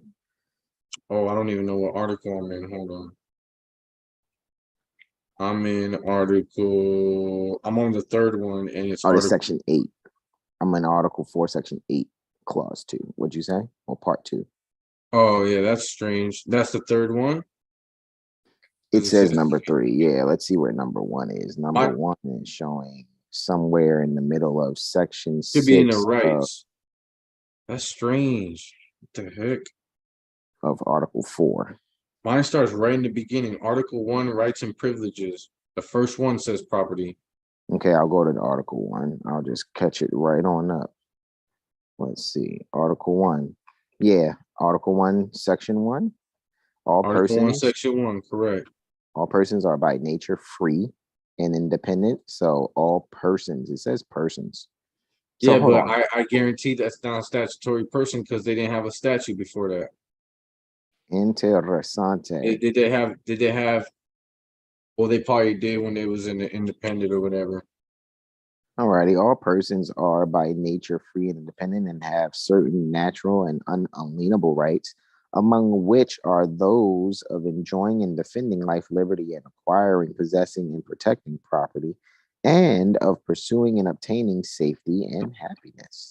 And then number 20 on that under that same article is where they use private property. Got you. Okay. I think I'm at number 1. Yeah, 20 under that article. Okay, and now you said private property. Mm-hmm.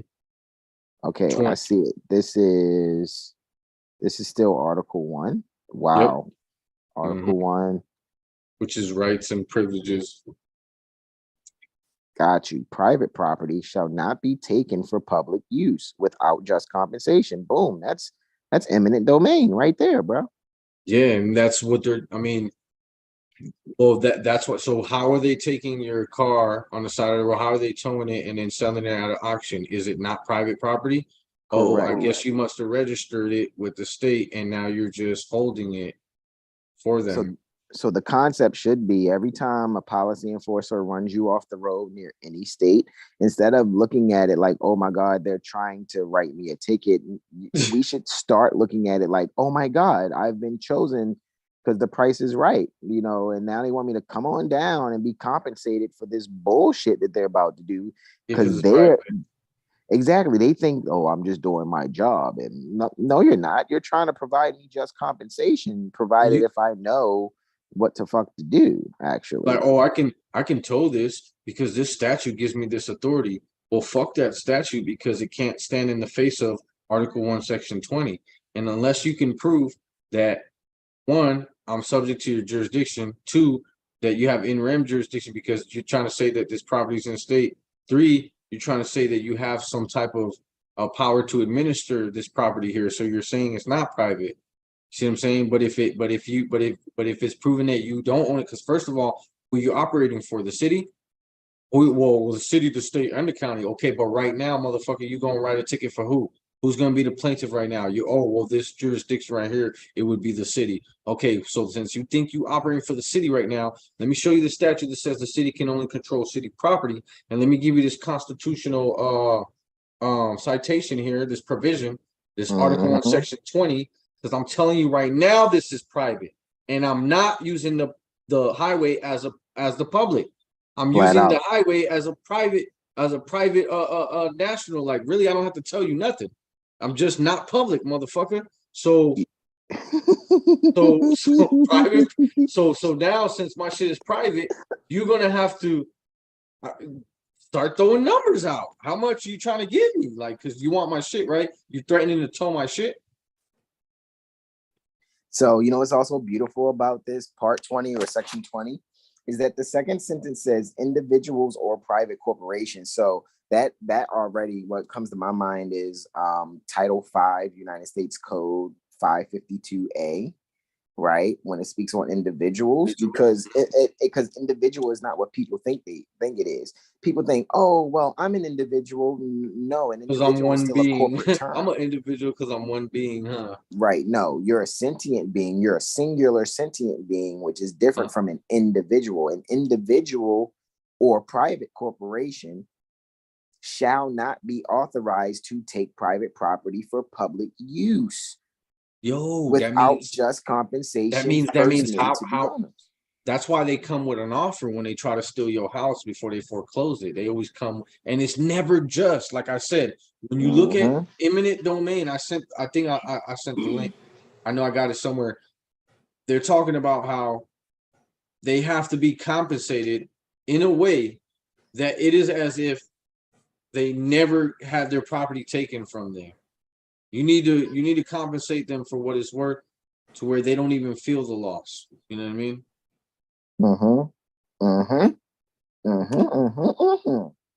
And again, when you if my time and my energy is my property, then when you stop me, automatically you're trying to take my property for public use because you're trying to interrogate me and hold me to public policies.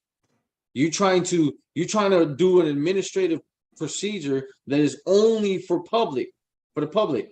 So you're taking my time and my energy and trying to administer all of that for the public. Like you can't do that. Now No, you already got to justly compensate me just for stopping me and not leaving. If you don't let me go within the first minute, like first of all, you should probably get compensated just for stopping me because you don't have an indictment. You don't have a warrant. Islam, bro, Islam. That's just. I could have did all of that, baby. I'm talking to my baby. Nah, bro, but you correct. And look, just to go back to the chat, right? Since New Jersey has been, suggested by Sunshine L, I think Splices 21 was either saying period or comma. Like Slim Herman's laughing. Mother Sahar says peaceful greetings to everyone. Sunshine L, I think, puts is that like a light bulb inside of pages or something? I guess that's pretty cool.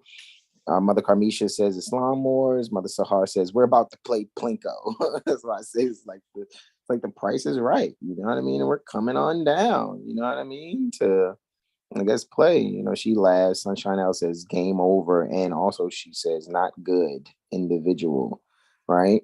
So what I and Brother Ara are really just bringing to you guys mindset, because I think a lot of times people take it like we're just showing off our knowledge. No, Prophet Noble Drew Ali gave us a charge. Like you guys got to recognize when you can meet Prophet Noble Drew Ali in his literature. And if you were really with the Prophet at any time ago, you're with him now, guys. So what we're saying is you need to be mindful in how to really look at this and in researching this. So what we're doing is, in order to change the people, you must change their literature. So we're showing you that you change your literature that's how do we change ours? We have fun looking in these codes, statutes, and policies because we know they don't apply to us. We're just having fun and proving again and again, looking at every so-called either state of corporation or state republic, whichever one, you know what I mean? However, when a Moor steps into a church, it's immediately a temple. So when a Moor steps into a fucking general assembly, it's immediately the republic. And really the republic is just our harems that we had the Albion in. So we had, that's really, when you really do the research, the Republic was actually a means of us actually protecting the Albion daughters that were concubine in our harems. And they were turned into the Republic. So really, even then, technically, we're not members of the Republic as much as we're establishers of the Republic. So let's just keep that a whole buck. But, I'm open for correction. So at the end of the day, when we're really looking at this and really comprehending this, you guys will be able to see, like, even as you guys see, like I'm on an iPad, or like Brother R says, when you're on a computer, you hit Control F. On an iPad, you just go and hit your share button there and you scroll down, find on page. And that's how you find what's there. That's how I was able to type in property and get 39 results. It's little stuff like that makes it easier. However, it's like, I guess you guys can see what we're doing every given time, what it is. You know what I mean? And this is just the Constitution for New Jersey. We haven't even gotten to statutes yet. Isn't your body your temple? Correct. Isn't that religious? Correct. Go to section 2 of, pardon me, go to Article 8. Article 8, Section 2. No, Article 8, Section 1, number 2. Article 8, Section 1, Part 2. That's Article 6. Article 7, that must be 8 right there. Article 8, Section 1, Part 2, you say, Right, where it says exemption from exemption. taxation? Indeed. That Okay. one right there. Okay, now remember, an exemption sometimes also denotes that you already had a previously contracted obligation. Indeed. Right. I'm just looking at this right now for the principle of it. Okay, exemption from taxation may be granted only by general laws. Until otherwise provided by law, all exemptions from taxation validly granted and now in existence shall be continued. Exemption from taxation may be altered or repealed, except those exempting real and personal property used exclusively for religious, educational, charitable, or cemetery purposes and defined by law and owned by any corporation or association organized and conducted exclusively for one or more of such purposes and not operating for profit. And that just makes me recognize and bring up, since we're looking at the New Jersey State Republic's General Assembly, Prophet Noble Drew Ali established the Old Canaanite Temple in 1913 near New Ark Corporation, New Jersey State Republic. So with that being said, even with that right there, the Old Canaanite Temple would be technically a part of that, a religious organization, first being civic, of course. However, the being organized as a civic organization would be pertaining to quote unquote 1925. However, what we can even look at before Prophet Noble Drew Ali had the Moorish Holy Temple of Science doing corporate religious activity, being Moor Science Temple of America, right? And that is near the Chicago Corporation at Cook County. Near the Cook County Corporation. All righty. That's only happening to further do the civic works that need to be done. And the only reason there was a Religious Corporation Act, there was an affidavit pertaining to the Religious Corporation Act put in by Prophet Noble Drew Ali, was to further protect people from being taxed. And look, what does it say? Like the highlighted, it says personal property. And again, at 3, it says personal property. They don't talk about taxing private property. The only thing they say about private property is if you take that shit, you got to pay for that shit. You break it, you buy it. You know what I'm saying? So they're not supposed to be touching private property, period. There's nothing in here about taxing private property. They can tax personal property and they can tax real property that's in their state. Correct. That is basically, somehow registered with them. However, private property, that's why people take your property off of the public record. Like, they don't have no authority to keep your shit on there. And that's just, again, this is still just the state constitution we're looking at, guys. Just the state constitution. This is just the state. You know what it makes me want to do? Like, now I just want to look up, governor, GOVERNOR. All right. Alrighty. And here's 14 of 228, right?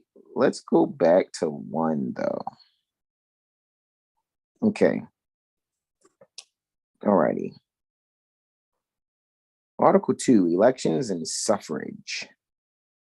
General elections shall be held annually on the first Tuesday after the first Monday in November. But the time of holding such elections may be altered by law. The governor, lieutenant governor, and members of the legislature shall be chosen at general elections. Chosen. Doesn't say voted for, elected for, it says chosen. Jesus. Local elective officers shall be chosen at general elections or at such other times. How were they elected? how are they having elections but choosing? Right. It's like, you know, Because if I'm choosing, then there's not other people voting, making it, a process of, of numbers. mhm, The majority of that's mhm. interesting. So I'm just looking at governor, just want to see where governor shows up. What words are around it? Like the second portion is all questions submitted to the people of the entire state. And that's another thing we talked about. We talked about the people of the state. The Mm-hmm. people of the state would be the House and the House of Representatives and the senators. Now, not the sentient beings. The sentient beings, even though we know at times it can be interchangeably used as far as the people is different from the people of the state. Mm-hmm. Right? So the sentient beings, sometimes termed the people, are the ones that actually put the people of the state in power. The people put the people of the state in power. Alrighty. Mm-hmm. So we need to, Article 6 is dealing with jurisdiction, like what we were actually looking at before we went live. got you. So let me scroll. Oh, I was still in Article 2 then. Jesus, Mary and Joseph. Right? Wow. This is still in there. So what's this? This is Article 4 now, which deals with legislative. Okay. You said Article 6, right? Yeah, Article 6 is the judicial. I'm just gonna go there. Mistaken. So Executive is yeah, number it's 5. judicial. Right. So legislative is 4, 5. Yeah, you see It's that, just like Governor? the Illinois State Republic. 4 articles 4, 5, and 6 is legislative, executive, and judicial. And so 200, New Jersey State Republic too. 228 times. What you Governor. say? Oh, that first paragraph. I was saying governor appears 228 times. Yeah, that's what I got at the bottom of my screen. I don't know if you can see it. Jurisdiction appears 11 times. Okay, so judicial. This is the 7th time that it appears in that So first the paragraph. judicial Islam. So the judicial power shall be vested in a Supreme Court, a Superior Court, and other. So okay, so the Supreme Court is above the Superior Court. So what's higher than superior is supreme. Okay. So and other courts of limited. So even because this is a state constitution, right? Even the state Supreme Court is a court of limited jurisdiction. Mm-hmm. Return of Cha-cha. It's not cha-cha-cha. We're trying to teach y'all, but basically, yes, we do. Yes, we do. All right. So section 2 says the Supreme Court shall consist of a Chief Justice and 6 associate justices. 5 members of the court shall constitute a quorum. mm-hmm. When necessary, the Chief Justice shall assign the judge or judges of the Superior Court, senior in service as provided by rules of the Supreme Court, to serve temporarily in the Supreme Court. In case the Chief Justice is absent or unable to serve, a presiding justice designated in accordance with the rules of the Supreme Court shall serve temporarily in his stead or steed. The Supreme Court shall exercise appellate jurisdiction in the last resort in all causes provided in this Constitution. The Supreme Court shall make rules governing the administration of all courts in the that one right there. That's a master flex. That's typically right from there, what I've bro. seen, it's the Supreme Courts that are creating the court rules that are handing down to all the lower courts. But the And lower that's why courts, these fucking go ahead. I'm my bad. Go ahead. I'm not sure if the lower courts are actually having any part in creating their own rules, but I know for sure that is at least has to be approved through the Supreme Court or created by the Supreme Court. Correct. So that's why a lot of people like, I mean, even though mostly all of the courts are colorable, the thing is, it's like sometimes maybe like roulette finding good beings sitting certain offices or whatever, right? So it's like, okay, so let's just like kind of look at it like this. So on the federal level, the Supreme Court has the final say so over things, right? As far as the jurisdiction, the original jurisdiction, Article 3, Section 2. I mean, Article 3, Section 2 in the North American Republic Constitution for the United States for America, ratified 1791.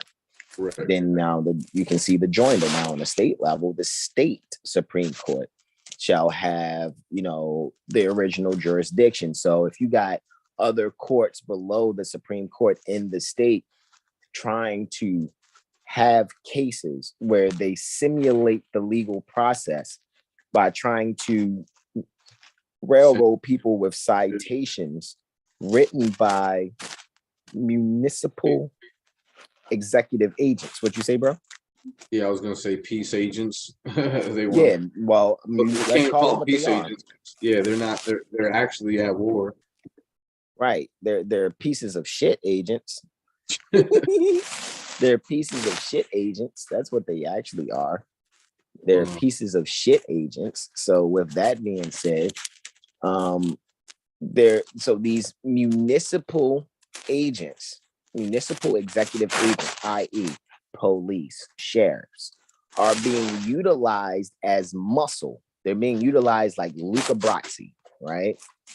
To force the common people, the common sentient beings, into being coerced out of their private property by trying to do what only the Supreme Court can do. And that's what we were reading earlier for near the Illinois State Republic, that the Supreme Court pertaining to Illinois can only be the ones that extend the jurisdiction of the House and the Senate of the General Assembly, right? So as soon as one goes, well, this apartment building where the sheriff, a local municipal executive agent, is going to be hired to violate his oath of office to remove sentient beings that are not people of the state from their private, either private domus, whether it's an apartment or a house, right? Since that's being done, the Supreme Court is the only one that can redistrict said property, because if that property isn't, like we've been saying this whole time, isn't a part of the everyday trade or business, which is performing functions of public office, trade or business is performing functions of public office. If that's not being done in your apartment or at your house, then the sheriff has no right to be hired, because now that's using public funds for private outcomes. And you can't take somebody's private. As a matter of fact, I bet you if you got a lease, it says you can't run a business out of your shit. Technically, even I bet you it says that, because if you do run a business out of your shit, then whoever is claiming to be the owner, allowing you to be there, is they're gonna either want a piece, or they're gonna try to force you to do business under the laws of the state somehow, or something's got to be different. You can't just do that. And the whole time they're doing the whole leasing thing, they're only selling a business opportunity anyway. Where they're not selling the space of the apartment or the space of the house. Exactly. They're only leasing a business opportunity. That's the deceptive part about it, bro. How are they putting in the lease you can't run a business there, but they're literally selling you a business opportunity? Think about it. It's no different than being a deputy of the sheriff. Getting a landlord and tenant is no different than magistrate and subject. A landlord and tenant is no different than sheriff and deputy. Because when you're a tenant, just real quick to add to your wisdom, The Yeah, go landlord right is ahead. supposed to be a government anyways, because remember, Landlord Tenant Act applies to government landlords. Correct. Are you? So with that being said, that Said just sheriff. lets you know. Is that switch down? God damn it. Keeps turning the switch down. You were saying it's like the sheriff. You saying magistrate subject? That's like magistrate subject, or that's like yeah. So the tenant is only a deputy under the alleged landlord because the tenant is a maintenance man or maintenance woman. Period. They're only supposed to be taking care of the leased business opportunity. The reason it's a business opportunity being leased to them because the original business opportunity is the so-called landlord's business and however they're doing business. However, I guarantee you that if they are a so-called business within the state, then they are doing business that is unconstitutional. Because performing functions of public office is not being done there because that can only be done according to taxation purposes as we read in the Constitution. So people that have, put it like this, these landlords 9 times out of 10 are doing things. They register the business with the state thinking that they're being a landlord or property manager, and then they're using leases that are not under HUD. They're not HUD leases. So now you're dealing with rogue entities that are seeking to utilize they are subverting the Constitution. They are abrogating the Constitution by wanting to nullify common law and replacing it with the NCCUSL, the National Convention of Commissioners on Uniform State Laws. I think it's conference, no? Or is it convention? Oh, it's Uniform Conference, pardon me. Oh, I think it was conference. The National Conference, pardon me, the National Conference of Commissioners on Uniform State Laws. Thank you for refreshing my memory. So now this conference's uniform state laws are notwithstanding, but people are adopting things that are unconstitutional, which is the foundation to treason. It's definitely color of law. It's super color of law. And so why do you think I asked unapologetically, what color noose do you want to be hung in? You people who utilize uniform state laws to violate the Constitution. To rob the people, even the child protection bullshit, it was actually under a uniform law as well, what I see. Correct. Child national. Go ahead. like, I think it was like child something proceed. It was like dealing with the basically family court, and it was under uniform laws. I was like, wow. When I seen that uniform, I was like, yeah. All the main issues that people deal with, it's because of the uniform laws. Because the traffic stuff, all that traffic stuff is uniform, except for the Federal Highway Safety Act and stuff like that. A lot of that stuff is uniform laws though that they created. And then the what's it called? The evictions, all of that is under uniform laws. Everything for dealing with the children is uniform laws as well, like child support and all that. So it's like, it's crazy. People just gotta realize, who they think they talking to, because at the end of the day, their office was created by a statute. Their duties and powers are their office was created probably by a constitution or statute, right? And then their duties and powers are all laid out there. So once you know their duties and their powers and their limits, now they are supposed to be talking to, then you know who they think they're talking to. Instead of like, who do you think you talking to? You already know who they think they're talking to. They think they're talking to one of them.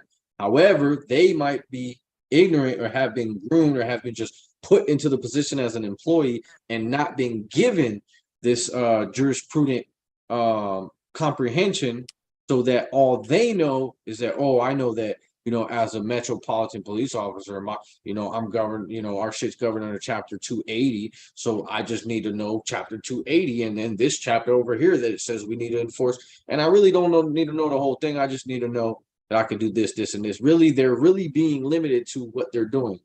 A so-called police officer, police policy enforcer's main job is like 80% is them giving out tickets, to be real. The rest is like accidents, escorts, and answering calls, from the dispatch. Like rest is it's all generating finance through the racketeering practices that are taking place in the state courts or whatever courts, traffic courts.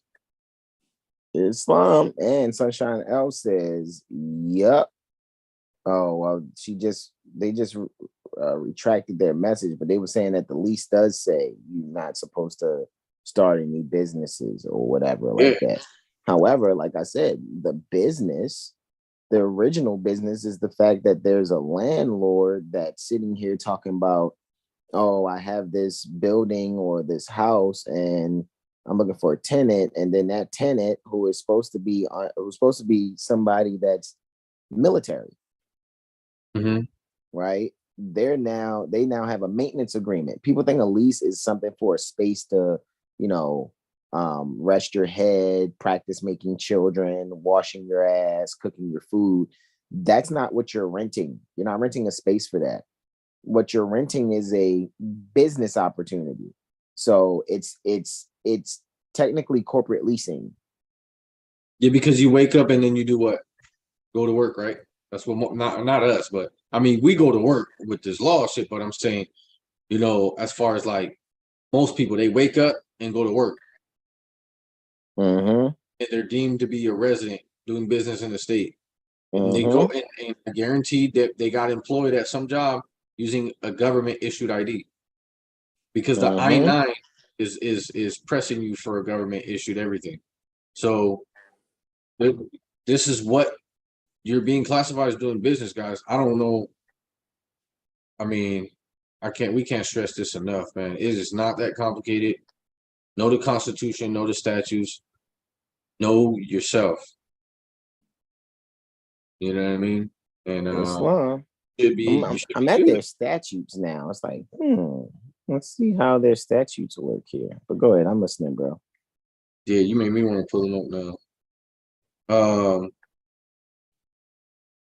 Yeah, I guess people have a choice here, and I understand most people are gonna be like, well, if I don't work, if I'm not doing any business at all, well, no one's telling you can't do any business at all. We're saying you're not supposed to be doing business for the state. You're not supposed to be performing functions of public office unless that's the lane you really want to be in. But at least know that that's what you're participating in. All right, go ahead. I'm listening.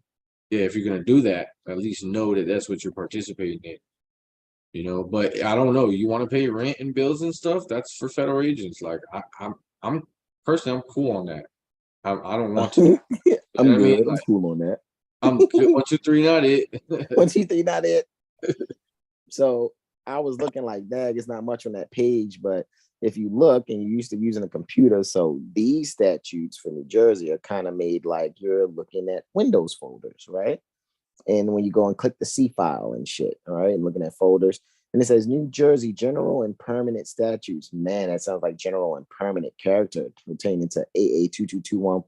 AA 2221141, right? Pertaining to our general and permanent character under Title 22 United States Code, Chapter 2, subsections 141 through 143. So if you press this little arrow here right there, right? Did I press it? Did it go down yet? Boom. You see that second folder now has a down arrow. And now I'm getting to the titles, right?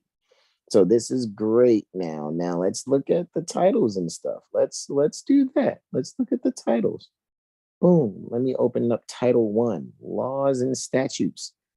General rules of construction, words and phrases defined.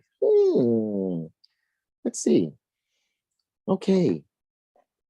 This is Title 1, Chapter 1, Section 1, I guess. Let's do it like that. General rules of construction. In the construction of the laws and statutes of this state, both civil and criminal, words and phrases shall be read and construed with their context, and shall, unless inconsistent with the manifest intent of the legislature.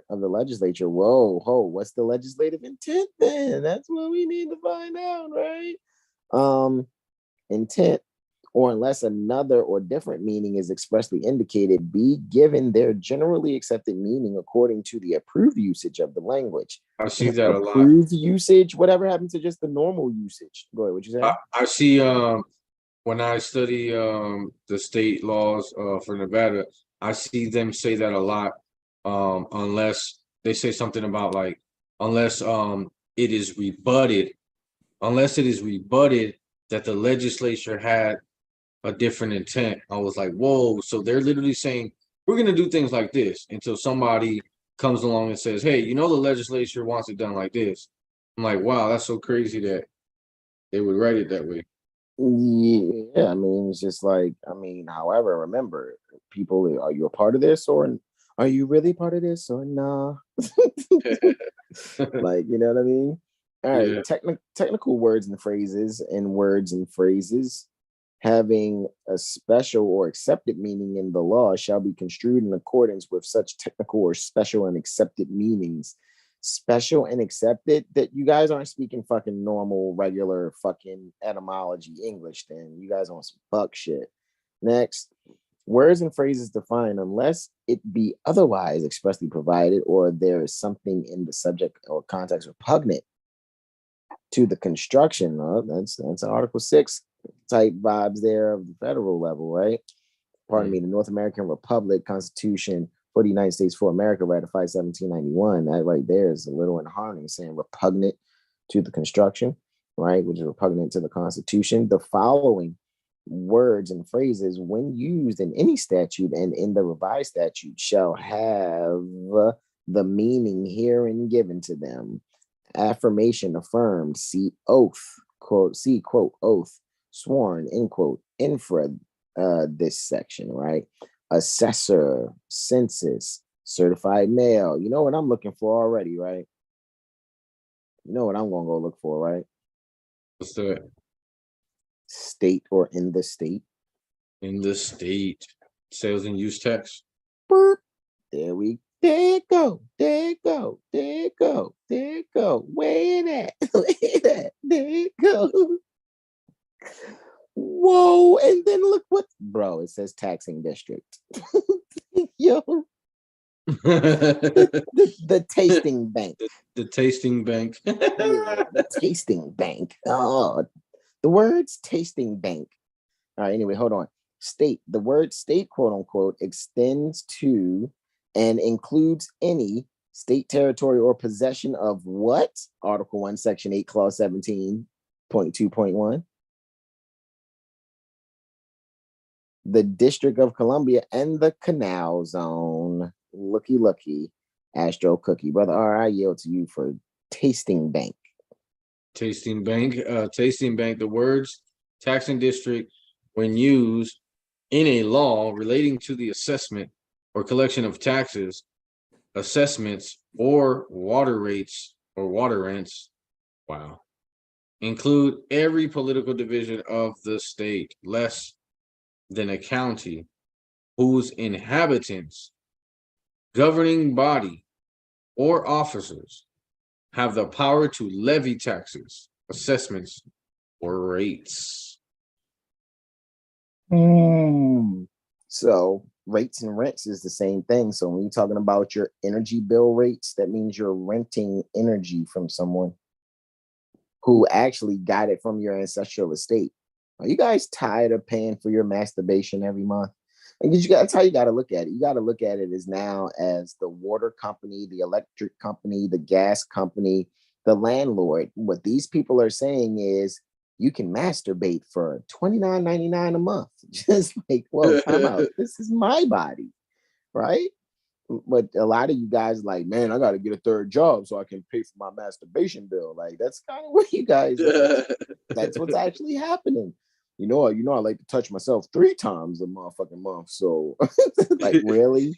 So I Like, gotta get really? I gotta get the premium package. Looking I got to like get the premium package, man, because if I don't get the premium touch myself package, because remember, tax and taste also comes from the root to touch.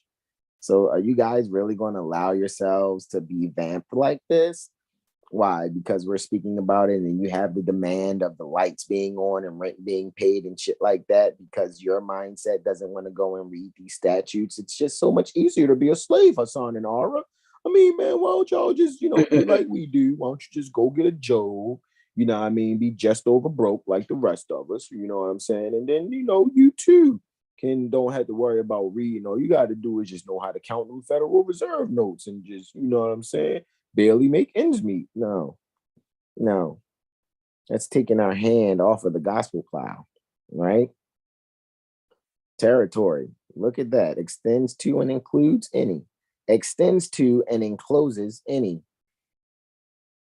territory or possession of the United States, the District of Columbia, the Bank of Columbia, and the Canal Zone. Look at that. Look, they define the United States. The word United States extend to and include every state, territorial possession of the United States, the Bank of Columbia, and the Canal Zone. Looky. Astro Cookie. that Love Canal Zone. Yeah, the Love Canal Zone. That shit did say that shit, right? All right, so now we done looked into the statutes just a little bit, just at the beginning, because we just kind of want to look at certain things where we don't really have to go past certain things. You know what I'm saying? Like, you really don't. You know what I mean? And just because, it was suggested, hey, look at New Jersey. Okay, so we're looking, we're here, you know, and again, I've never been here. I didn't even know that this is how it was constructed. You know what I mean? There's things like that. So let me close that folder over there. I'm looking at it right now. I'm trying to find where they say stuff about the cities and the counties and the governor. Oh, I'm going to look for something titled counties. I'm gonna let you know that now. Civil rights, civil service. I already checked civil service, title 11, but I'm about to check. Oh, I checked, I guess 11A also. What's 11A? Why does it do that? Okay, I had to go back. I want to look at the short title real quick. I found it. Title 40. Title 40. Okay, cool. And Title 40A. Title 40A. Yeah, Title 40 and Title 40A. Okay, what? Why does this not have all the titles? Okay, here we go. Wowzer. No wonder I wasn't seeing the full thing. There's like over 50 of these joints. Yeah, you just gotta scroll. You gotta scroll on that left-hand side. Okay, man, so that's how you know, and counties is together. We done visited so many, General Assembly websites, man, and so used to all of them not being the same that we already look for the different distinctive ways that they set them up to see how you search them and shit, bro. And I gotta admit, bro, it's like playing Call of Duty for me, bro.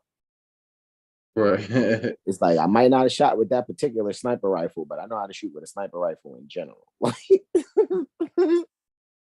All I gotta do is see what its fucking shooting rate is.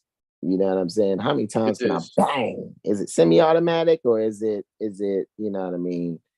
One and done for real. And I gotta keep, you know what I mean? I forgot what that is called. Bolt action. Is it bolt action then? I just might have to just always just shoot one and click, click, click.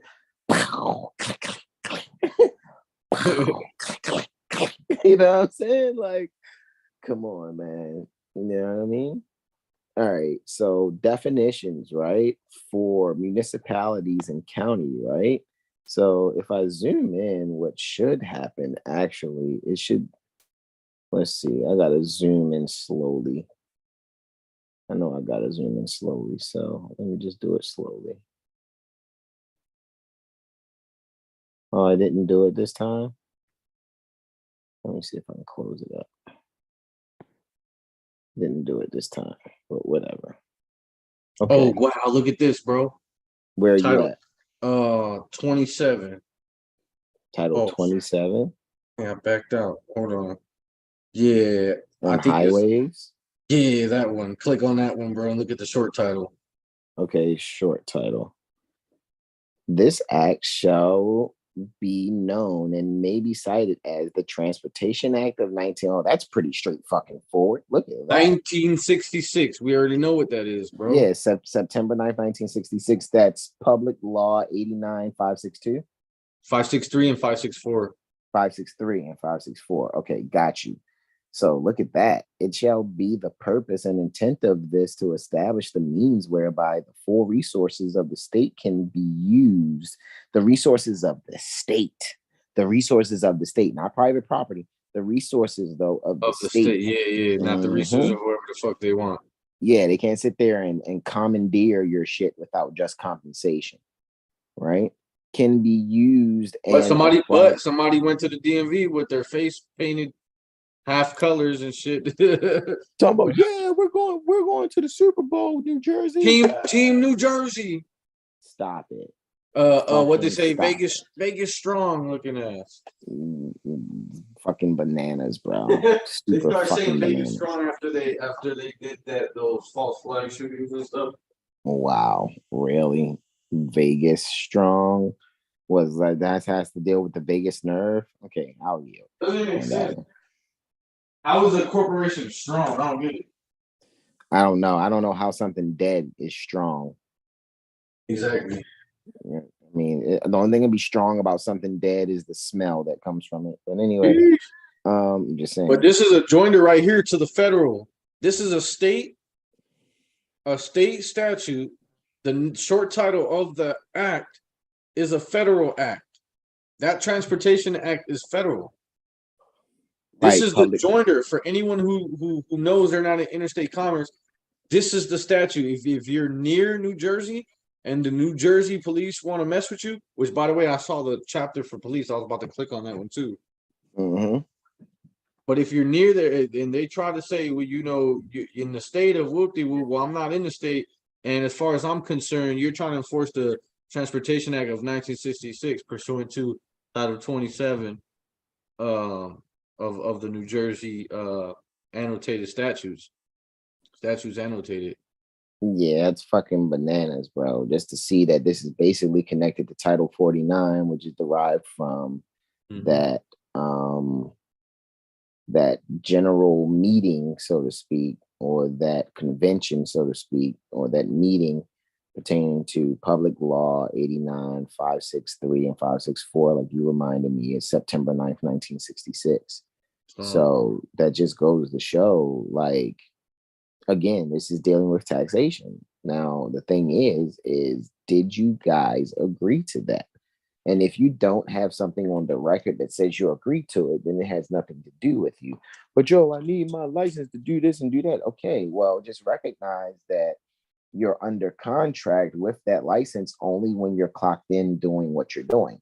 After that, 6 to 8 hours, or if you're doing 12 hours of working, none of this legislation relates to you. So if you're not behind the wheel while you're working, then the policy enforcers have no right to write you a triplex document that is titled citation, complaint, and summons, which means you're being someone who waives due process and waives being served process appropriately. What you say?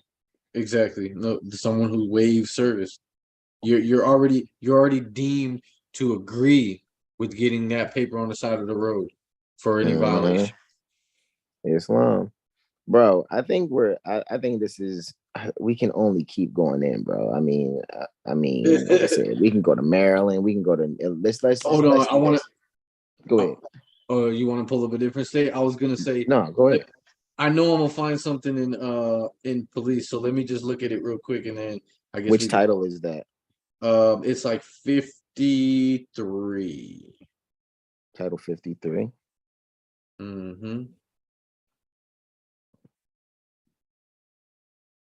State Police. The Department of State Police, created and established by an act entitled "An Act Creating a Department of State Police, Providing for the Appointment and Superintendent thereof, together with the officers and men who shall constitute the force, defining their powers and duties, and making an appropriation for the expenses." Blah blah blah. I want to go to the next. I want to see their powers and duties. There's their salaries. There's their deputy superintendent may appoint a deputy superintendent with the rank of major. He shall receive such salary as shall be approved by the Attorney General and the President of the Civil Service Commission, subject to the availability of funds. Executive officer, superintendent may be executive officer, the rank of the major, same thing. Let's see, qualifications for superintendents and commissioned officers. Okay, officers and personnel of the Department of State Police, in addition to the superintendent, deputy superintendent, and the executive officer, shall consist of a headquarters, staff, and 3 troops. Officers and men, the number of each grade of which shall be substantially as follows: 1 captain, blah, blah. Find some good change in the rank. Preparation, updating catalog, listing state police positions. What's that? Inapplicability? The information set for the catalog. Okay, so where is it not applicable?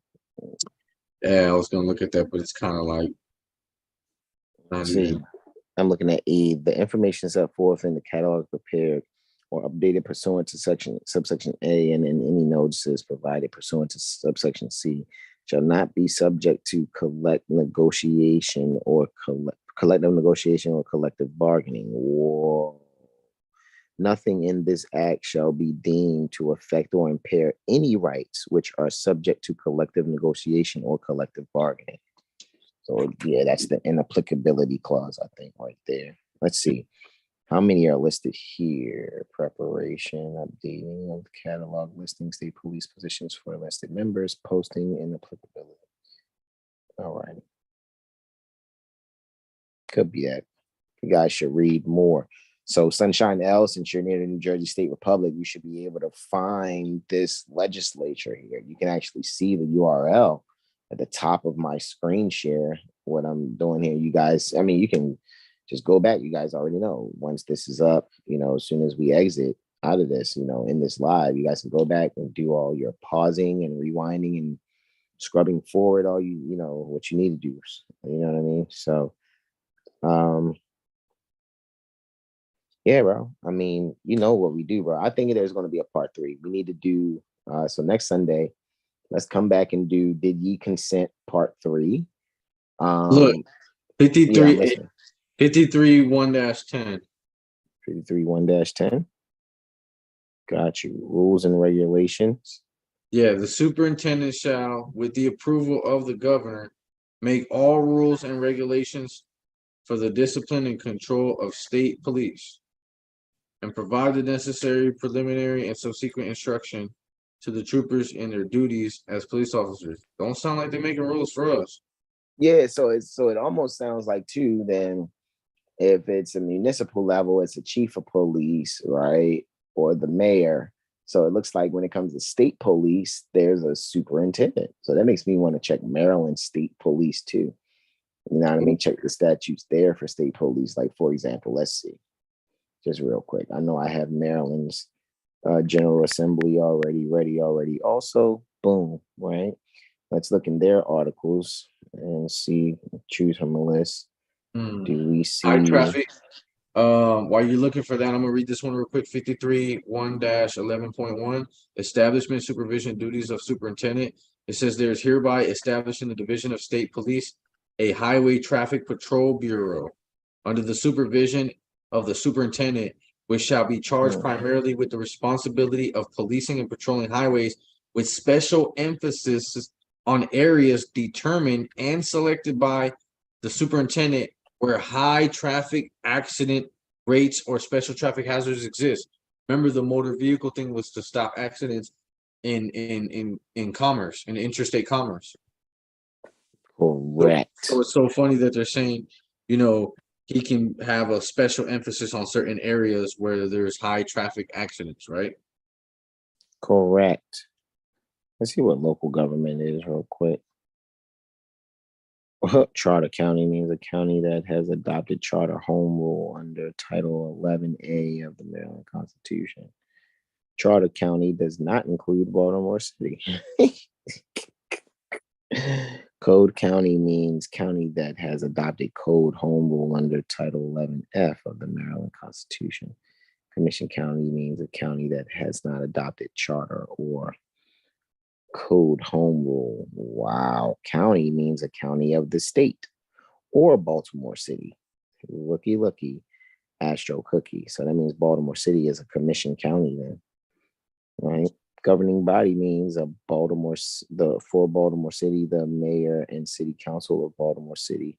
For a charter county that does not have an elected chief executive officer, the county council, or that has an elected chief executive officer, the county council, or the county council and the county executive as provided in the county charter. Wow. Oh, fucking amazing. I made it to definitions. I'm trying to really find, okay.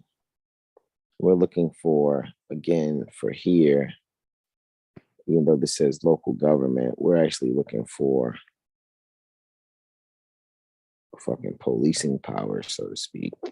So back to the statutes, articles. I don't know. Would it be under criminal? Wow. The definitions are pretty clear to see. So yeah, they definitely had police power near New Jersey. I mean, it was easy to look at state police and stuff like that. Which, like I said, 9 times out of 10 will probably be, I don't know, let's look under public safety. Let's see what that is. There we go. Law enforcement officer means an individual who is an official in an official capacity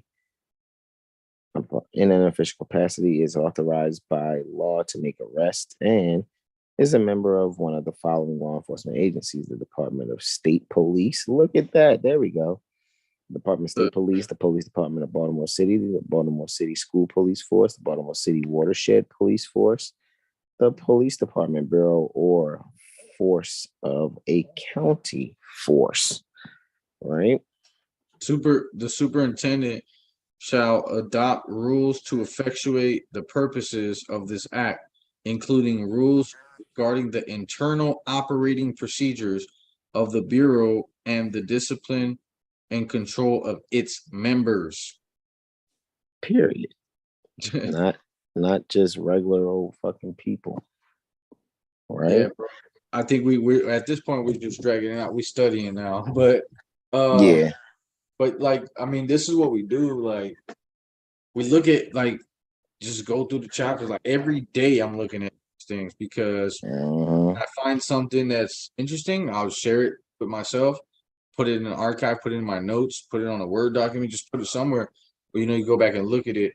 And essentially what's gonna happen is you're gonna get like a bird's eye view of the statutes and then the constitutions and just all the law. You know what I mean? You're just gonna be a well-rounded jurisprudent thinker that is not gonna be tricked by anybody in uniform claiming to have some type of authority over you.